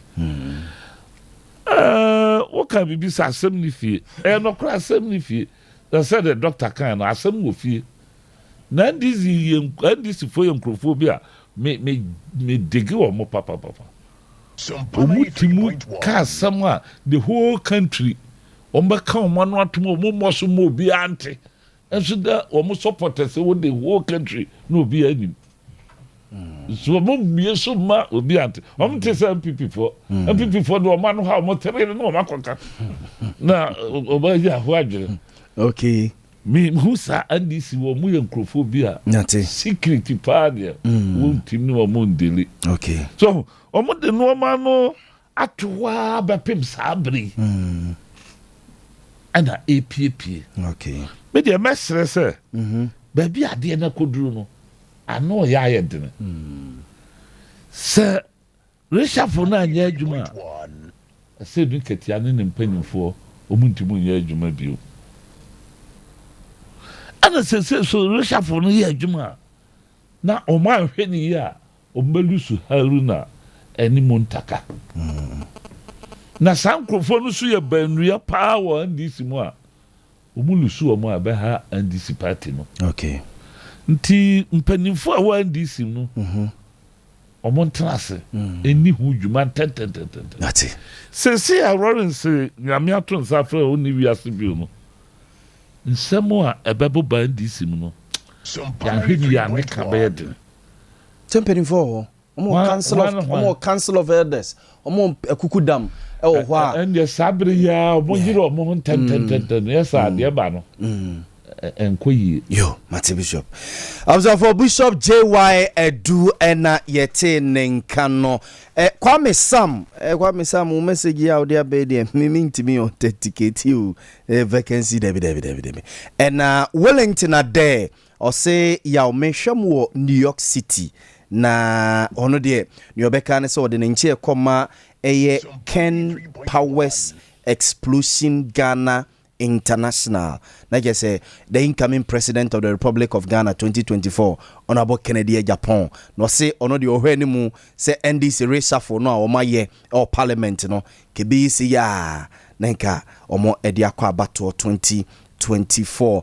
O say hi medin de ima me wo ebuakwa na ne Crofrom boys na ye no nyankopon hu ye mobo baby eka konani ya ye nyan we was see the Lampard a man from or say good morning or say police for echisa sebi nse hunu no a boys no omo edi wo Crofrom abonten so no na greetings to Alan Chamatin the president of Ghana 2025 kwasi fori Ajiman Buadi a former MC Obuasi do na friend Zuba Kizuba mache adom na aso e amam force asem ni fie ena makofa asem aba asem bia ni fie Bishop Joel do dem hu so waka asem papa fa en bi se honda ne nkom se nyina kra kom so ma tumo fo fe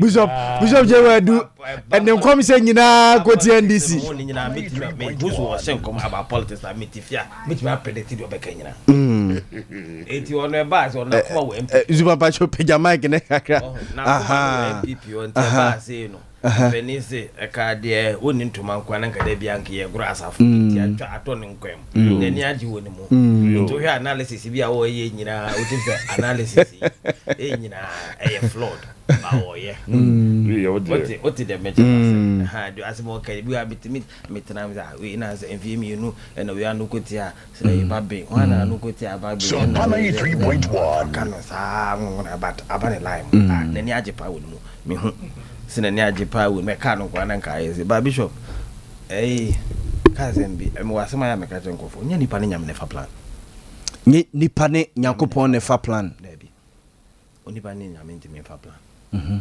nti de wo akoma mu no enya no ne nyam be dem Matiase de nyam peso ye bia obeye what be fa ni paso what I say but at the end of the day the nyame CBC no BBC okay ope onipa ba ko a ya attach to Sompa 93.1 ope na se me ka nipa o pemuntaka sempa ye so close and ataja e Uzuba me konfi to ka kotran chan ye din komo about parties and how would be formidable in this region. And one leader, when he sees people with the right capacity, abribia person or train or more, so that one also are impacted ne experiences and the knowledge. Also, Sompa 93.1 that me call a Congress national. The outcome, he was one of the people who spoke to me and calmed me down. Until me was some special attachment. Omo promise ya baba be kwe. Ya kamia you say. When you hear me close party friends in a lot of them are not even in support of Muntaka. But me jina me name Muse was one say constituency. Time so ne kwa candidate for the ahead of 2024 elections now. It should be Shea Muntaka. Now I've listened to some persons who want to also get the opportunity to lead the NDC in Aswase. Yeah. Now mitium the depth of their knowledge, their disposition, and how they articulate issues. Now, they compare Muntaka there. I feel we do ourselves as a party a great disservice. So we Muntaka free parliamenter. The free parliamenter. Okay. And me, I'll go down to that Swansea constituency. Walk from branch to branch. Be part of the Muntaka campaign and make sure that Muntaka becomes the next MP again for the good people of Aswance. Do you endorse Muntaka for 2024 elections? You walk Kumasi here.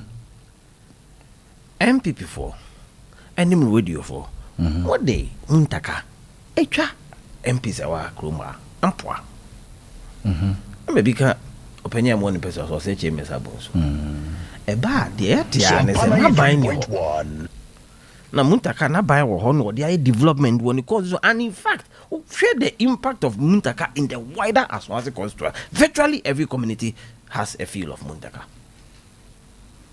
Abana ba influence ene why na aye de Muntaka ye bi woni constituency no kuma ase ya chemba ko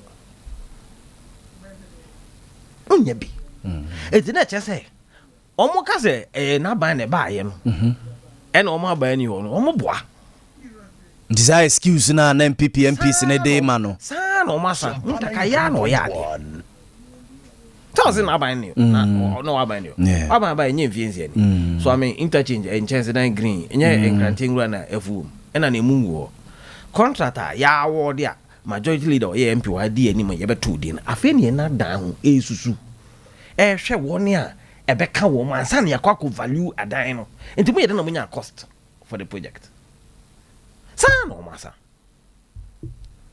enti me tie ye yi Muntaka no hampa me ka se nyam ya na mboa ahye me bruta yi Muntaka no yeah me ka se enshemia no Sompa 93.1. but me as NDC ni me pe minority leader any minority chief whip ana me pe power question bisa me wana wo NDC ni say a minority leader na wo pe leader na me pe ye tipintin kwa no da question we mbedru fie be 11 question me bisa me no say a minority leader na me NDC ni I am objective and I am a target. And now I'm a power for 2024. The majority let them pay. And Mummy and Mummy aside. Me and it will be. Me and Treffy. Na one na bond or cotoy. Kufa do for at Omfa. Now, what you baby baby. Omuntuazo. No money. See, minority leader. You minority chief. And then one end this what you want. Say no na ye pe dia na say ye pe to me yeah these issues no matter how painful they are they become tangential and change as because enu nye ye ultimate goal as a political party enye majority la ye pe and then deputy that's not our focus is to win 2024 election and how do we get there? The NDC is a national party captured in 10 traditional regions and in 16 modern regions in the Republic of Ghana. In the year 2000, we must look at the dynamics very well and make sure that we satisfy a lot of the factors of our political dimensions so that we get it right. Yeah. Ghana politics in the year wahano. Ebi ewo ha enipa kwan fa so hwe so to aba no ade a wo de kwa adwendwe ma emfa so obukum enso ejina so de to aba ebi ne se mene na fikro wakoko di minister odi mu wo party ni mu ode ni munyama bra mi kro nti mene kro ni nyina ye nyamfa so bi kra awo no so a enam so ode ni munyam abaye kro no de to aba ma no esi yeah ni santi abra MPP 4 year agitations were for me the very first time in my life I'm a call ya more be me kro mu for me na when MPP 4 no agitation ba mko penti for me na dan ho they felt that for me na nia ojina aye ema MPP in the 2020 elections na ye ko independent ni we ni party no abu from an enimtia until omo pe obi free omo krom from the opposition ni enfa nkyere wo mo ade until for the very first time mekoma as we speak be a parliament and if I'm telling you the pressure that I'm receiving from 93.1 yeah ofi from na yeah me didn't do for ya man now okay it's here ni mu say Richard Kwesi Foria Jimambuadi da mi busa say here ni mu say Richard Kwesi Foria Jimambuadi be contest for me na o be pick forms say pressure na ba dem make say pressure ba pressure na ba ma sesa me number Pressure na ba mo asesa number. Telephone number. You know. Ade usurana. There be. Sure. You know why? Almost feel say one. Because the chief executive. Sompa 93.1. I'm do boss, but I'm impacting people about for me. Could the MCU or boss now the impact ni be eba from na. The formula for no GDA be say Mr. Omo ni munyam. Yeah. And now saying what can you do? Nti saa de no obi betimi ahwe no ho e de ato aba e de amame. Nti me part ni take decision bi e fa adanse mpotem wa. Utwa meja obe ha party no. Yeah. Ufa traditional western region. Yeah, where you divide in ufa traditional western region. 93.1. There are 3 major tribes in the world. Nzema. Wasa, there are 4. Nzema, Wasa, Ahanta, Sefi. Now your opponents na you ye against an MPP no. Almost satisfy all these blocks. Fair. Sir. Mekuduka was a very prominent influential deputy minister. Yeah. If you hear reshuffle, the likelihood of him becoming a substantive minister is very high, yes. And he represents the Wasta enclave. Yeah. Pristia, Hunuba Valley, Tawa, Bogoso, I am free. All those areas. In this year, you crop near or the Munyama bar or what impact so at bar. And for only a bino underperformance, Mekuduka will get that leverage for the people in this area. Oko the Nzema area. The current minister for chieftaincy affairs is from the Nzema area. Is it Jamesi? Of Nzema area. Yes. Oba Sefi Fonumwa. You have Dr. Free, MP for Sefi Akontomana, who is the minister Dr. of state at the presidency. Is it correct? They were the minister for environment, science, technology, something. At the presidency. Yeah. And then they have 2 ministers representing Western North and Western region. Inti say yeah, in Kofa, the impact I buy already in the Muna. These people will satisfy that thing for them. NDC, traditional Western region. Who will you mention at the top currently? Why? Amakufibua. So for Nzema enclave. Yeah. Who will you mention? It is as a political party, yet now news that these dynamics are working against us. Now yet the Amakufibua, when he was energy minister, the relationship within the area on traditional authorities now, he has impact. And when you are losing that touch, it is important that you reconnect. Now you say, Ope to me, oh mame, the aboma, oh mame, tono.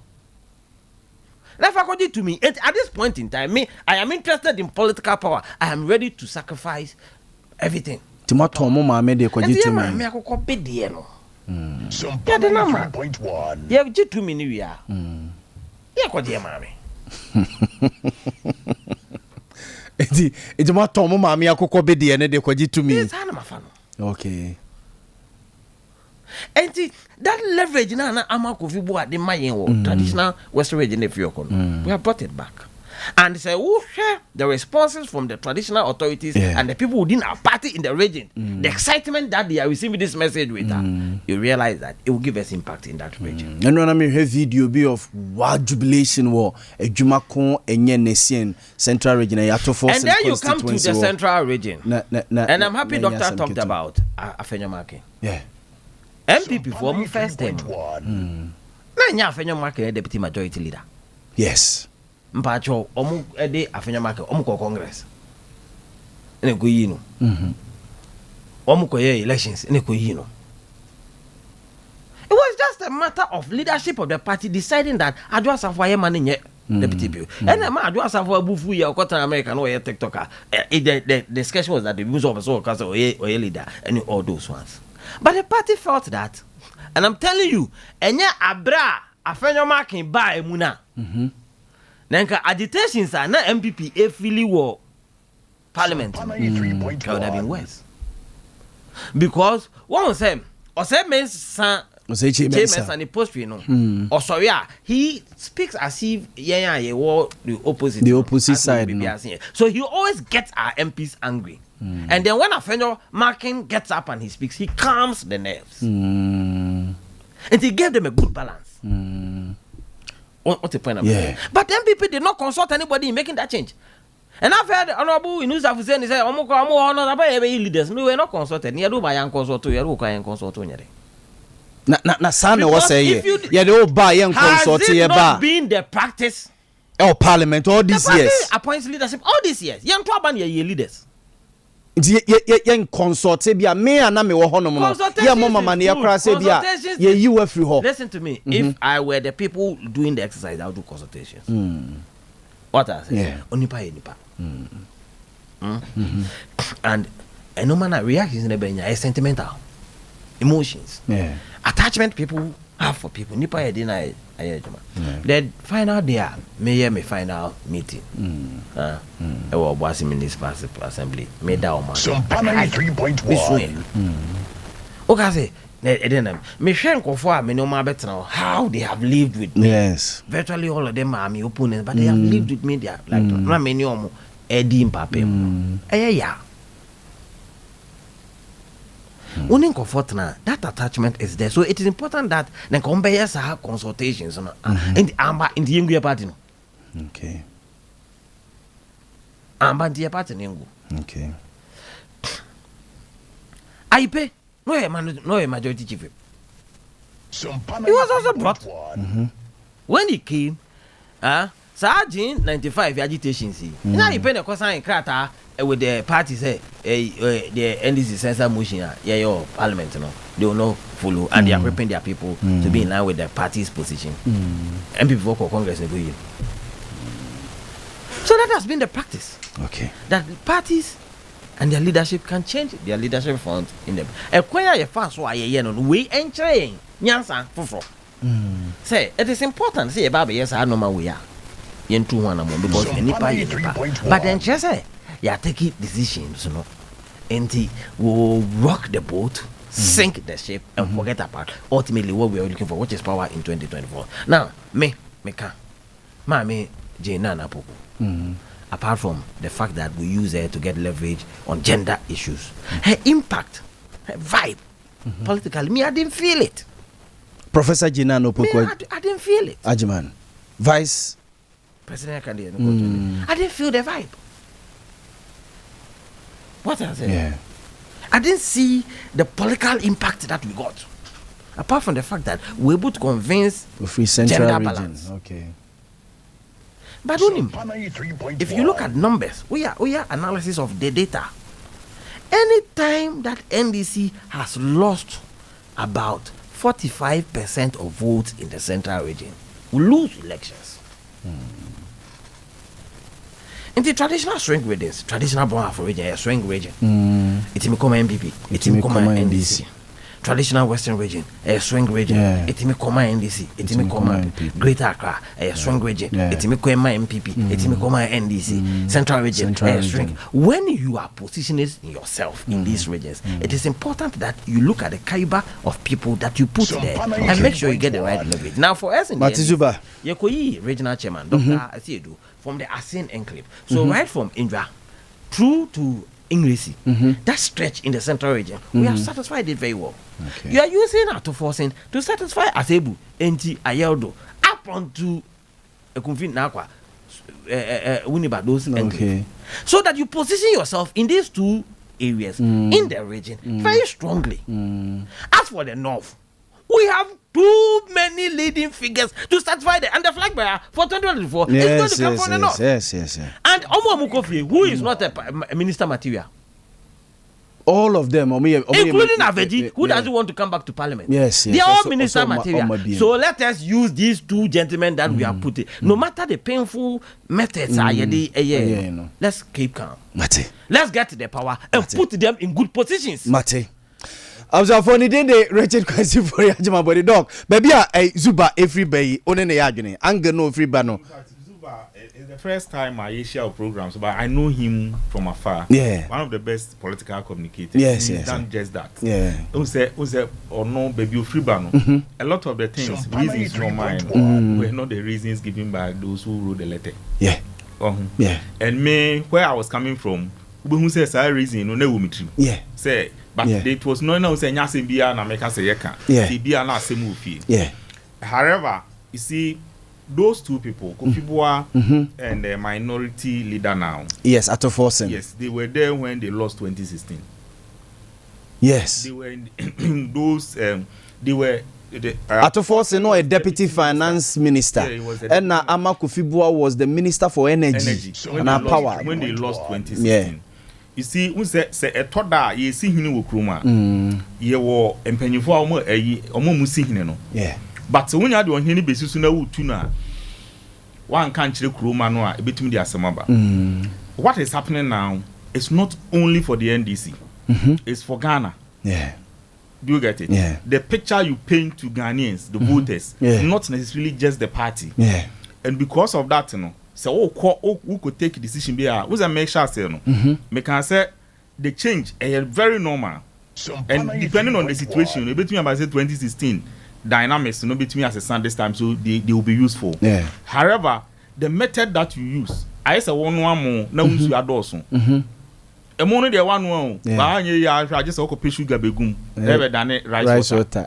So what I say. Yeah. And so the picture you paint, who say Omo within the party no, they may understand it this way. He's a party man. Yeah. But I would say for some time now, and yet party from Kwana here to win elections in It's true. The picture you paint publicly no at the assembly. So me sir for example the vice presidential he's so right when Madikro given the opportunity even in theory given the opportunity a man turn to aba mama a man turn to aba mama na yes a man omo hotamfo given the opportunity if you go to the university campuses otumi ba say man does pa you to aba it was you hardly get a female SRC president. Okay.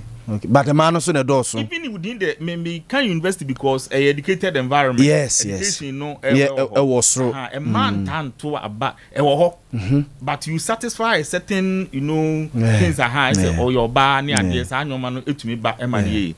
It's me so far as I'm concerned, within the party they may have their reasons. But the way it was done, it would take time. I didn't hear discuss the same way. Sir, Ebra Moses Fan can say I'm a discussing say because it was just after elections. There was a strategy, and Anyomakins was one of the people who vote to increase or so you look at certain dynamics and then the Fante caucus near there, then you do it. Now no it is a buyer no. But it's an focus okay, then MPP will have to reposition themselves. Yes, and then Kabibabe Busa we say NDC MPP for say the people call someone go back to the drawing board to reposition. It's good they look at it closely, but I told someone that it was rather NDC positioning themselves to meet NPP. Okay. Yeah. Okay. So they have to look at it closely now, maybe. But it was rather NDC trying to reposition themselves against MPP. Because Asemia Kemeka say on was it Wednesday, MCE for a Asokwere Mampon, Kennedy Kankam, a former member of parliament. Tieba no so it is semi basse. He say omunyina position omo to face each other because we new guys in Eba omo approach ne be say omo approach to issues be say to omunyina no position omo so because when you want new votes you also have to think about the votes you may lose because of certain decisions we are taking. Who say Honorable Muntaka ne Honorable Haruna assembly see and so reactions within the constituency there was a clear picture. Honorable Muntaka reaction no by late supporters no about late and you could see they sat back and decided to do something. But how spontaneous Haruna at the end it should tell you who is more strong within the constituency than the other. Okay. Yes. So I say no. And you say be organized BB or something. It was just spontaneous. It just came like that. So far as I'm concerned, may look at it from the national perspective and the reason why we are discussing it today. If they don't manage it well, they can, in attempt to win more votes, you may even lose more. The reason is this. Because Parliament normal bang say numbers no a bang is so close. Sompa so it's so close. The attempt to use Parliament, because if you ask me, what I'm saying is that the NDC has set up a campaign team in Parliament. That's what they've just done. They've set up a campaign team in Parliament. Yes. But they will need the support of the side to be able to run as a campaign team in Parliament. Okay. So why matters now and you don't get the support of the minority. The attempt to use Parliament as a campaign team, which is a strategy, parties BIA, may not work. Okay. If you look at the MPP in recent times, they use Afano-Markins more to lead a lot of things. A lot of the time. But something small about because he was Swami about Swami interchange. Yeah. I think it is possible say between about say we start a contract now we are part of it to be. The reason is I say your stages. So mobile launch they said a certain stage normal a year Yeah. So the next stage it is possible that they may be costing for the next stage at this particular point in time. The previous stage okay. I don't think there's anything wrong with such a scenario. Okay. I was for Dr. Daniel Ousuansa our history. Okay, Zuba. There's everything wrong. I've been in government. My car by any movie. I have awarded government contract. And the quantities. Ansana. Cost. Quantities in here there. Items that will go into the execution of the project. Iti ebia adan bebu we be ye free ha. You better iron rods. Nah, be a 1.5 diameter say. You be use 100 tons. You're saying the same thing. Me bow. I'm telling you that what you are saying say be a second phase it cannot be true because design is not you. The design stretches to Bantama. Yes. Design is not your yes, there's an overpass or Angel FM anymore. Angel FM anymore. And there's one at a school Bantama Equine. I think ye kususu. When the design is forward that. So they have not valued it. They have not valued it. I feel on my baho. We have no our money or more car. Only Menabeka. Okay, it's when you branch and your mocha. We'll get an independent valuer. Okay, they'll get an independent valuer to value it. And the enemy. Okay. And you can be an impediment towards a national project. You cannot be. Yeah. But I'm saying that I feel no baby. But design never ordered that. That's why I'm asking. How do you get a cost? And to have bribe shortcut in every koya.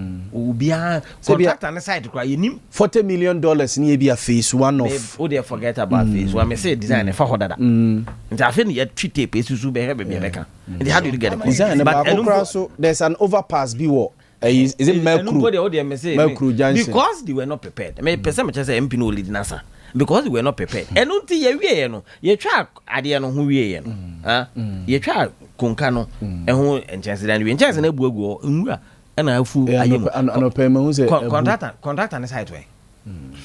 What a point I'm but on the issue of the doctor Kazana to force now you lose 2016 on you.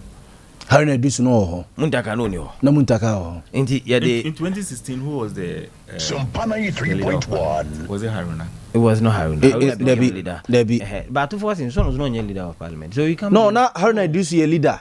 No, a minority leader. No, 2016. Okay, not a minister for employment and labor relations. I was only trying to say that the influence that the people had in their constituencies. It was because of the argument you made that Sanko Fona Ebano had, and then again press conferences. Tamale Obia press another groups are press conference. The timing is right for them.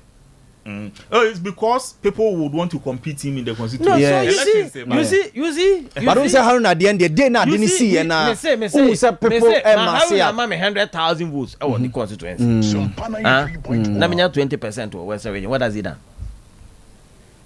Tell me, Mama, close to 70,000. On the Mama 100,000 on one constituency. Now me lose 20% of votes. I mean, I Western region. Why then? This argument you are making there is so yeah, Tenasia, the party is national in character. So the efforts must be collective. Not one single constituency can win power for the NDC. Okay. And I'm saying that for Obia OTM, or political analysis. For Obia OTM, this decision is in the best interest of Ghana because as we speak, we need somebody to come and salvage the people. Okay. The situation from the MPP's administration. And in doing so, we need to have impact in every corner of Ghana.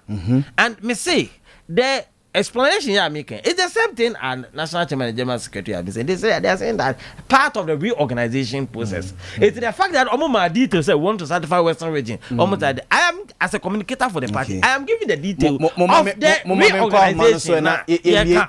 So this thing is helpful because we have attachment with the people involved. But ultimately, it will sit well with the greater NDC. Right now, we have pick forms. All of them, they are going to pick forms.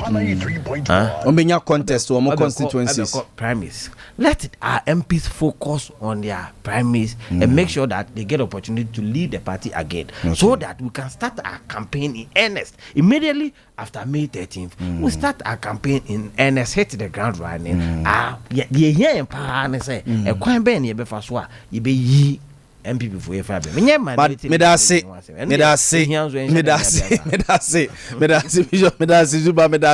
dog me da say yanko phone lines in so na 1 or 2 BM picking CC and afi men sorry my sports team na metwa so 0551 931 931 0551 931 931 and 0548 931 931 yemfa a course no kakra bi.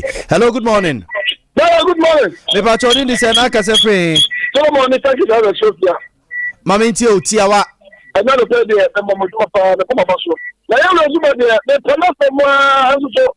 Maybe you keep the answer you stop the mind na kasa. The kasa the plan de. O kasa ki plan na. Ayo me. Lego bo shama. Na mom ya shama mo ya mo ka mo fanya bona sam yo. Which I can't hear Harina, Ibisu. Someone not there, I need to put us out for 1 year. Yo, I should get down. Yati, you hear that say, Zubazi or Mania or Mania.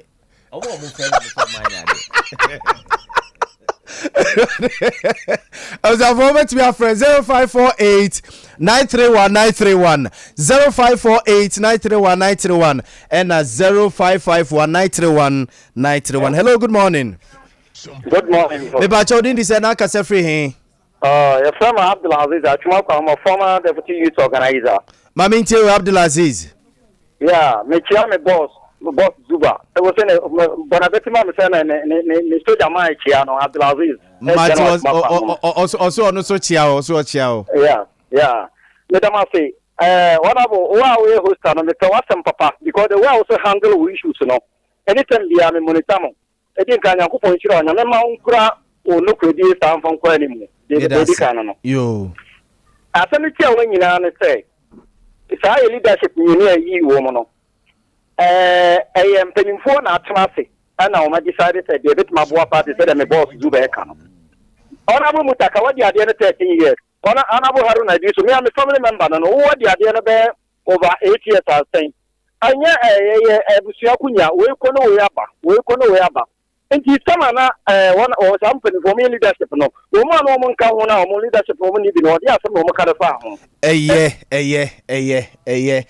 Also bet me about last call 0551931931 0548 no minim ni aye ne de ma tiemfa 551 na ba kona fienko. Hello, good morning. Someone that friend. Me Josu na udin de se o kasa free he. Ayo be from Muhammad Allah me president Modongo. Mami ntio. Yo mate. Yo. Ana pa ka wo so ojuwa de na wo jiro. Ko pon enche wo de no mo of budu a wo betim dai sa jiba wa. Mate yo. Me da se. Ko ma won say MPP ko.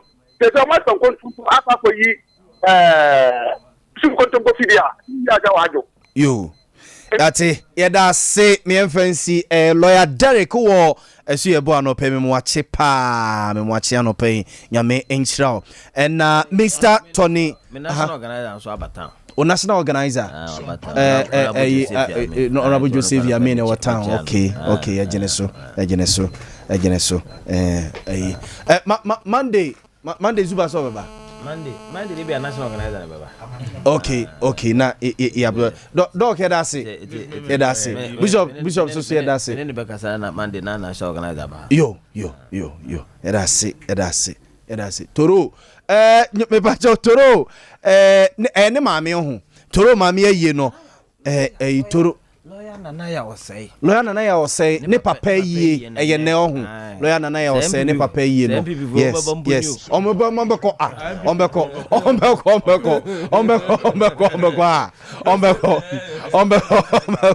lawyer nana ya osei papa yie ne basu ne na yem papa ye nua pene kwasi toro ono so or a member of the East Legon Keep Fit Club and then mama ye baso ewo eye so Iceman Cafe honwa hona eye ne baso ntene ye say East Legon for ni nyina all town e be koneja meni abudia ye kwa kope kwan so ho kwa kope kwan dia we chire ya gengo ohia na me nua pene St Michael of St. Michael Print and Press. Ono so ne papa yi no baso eye ene el pechi number 1.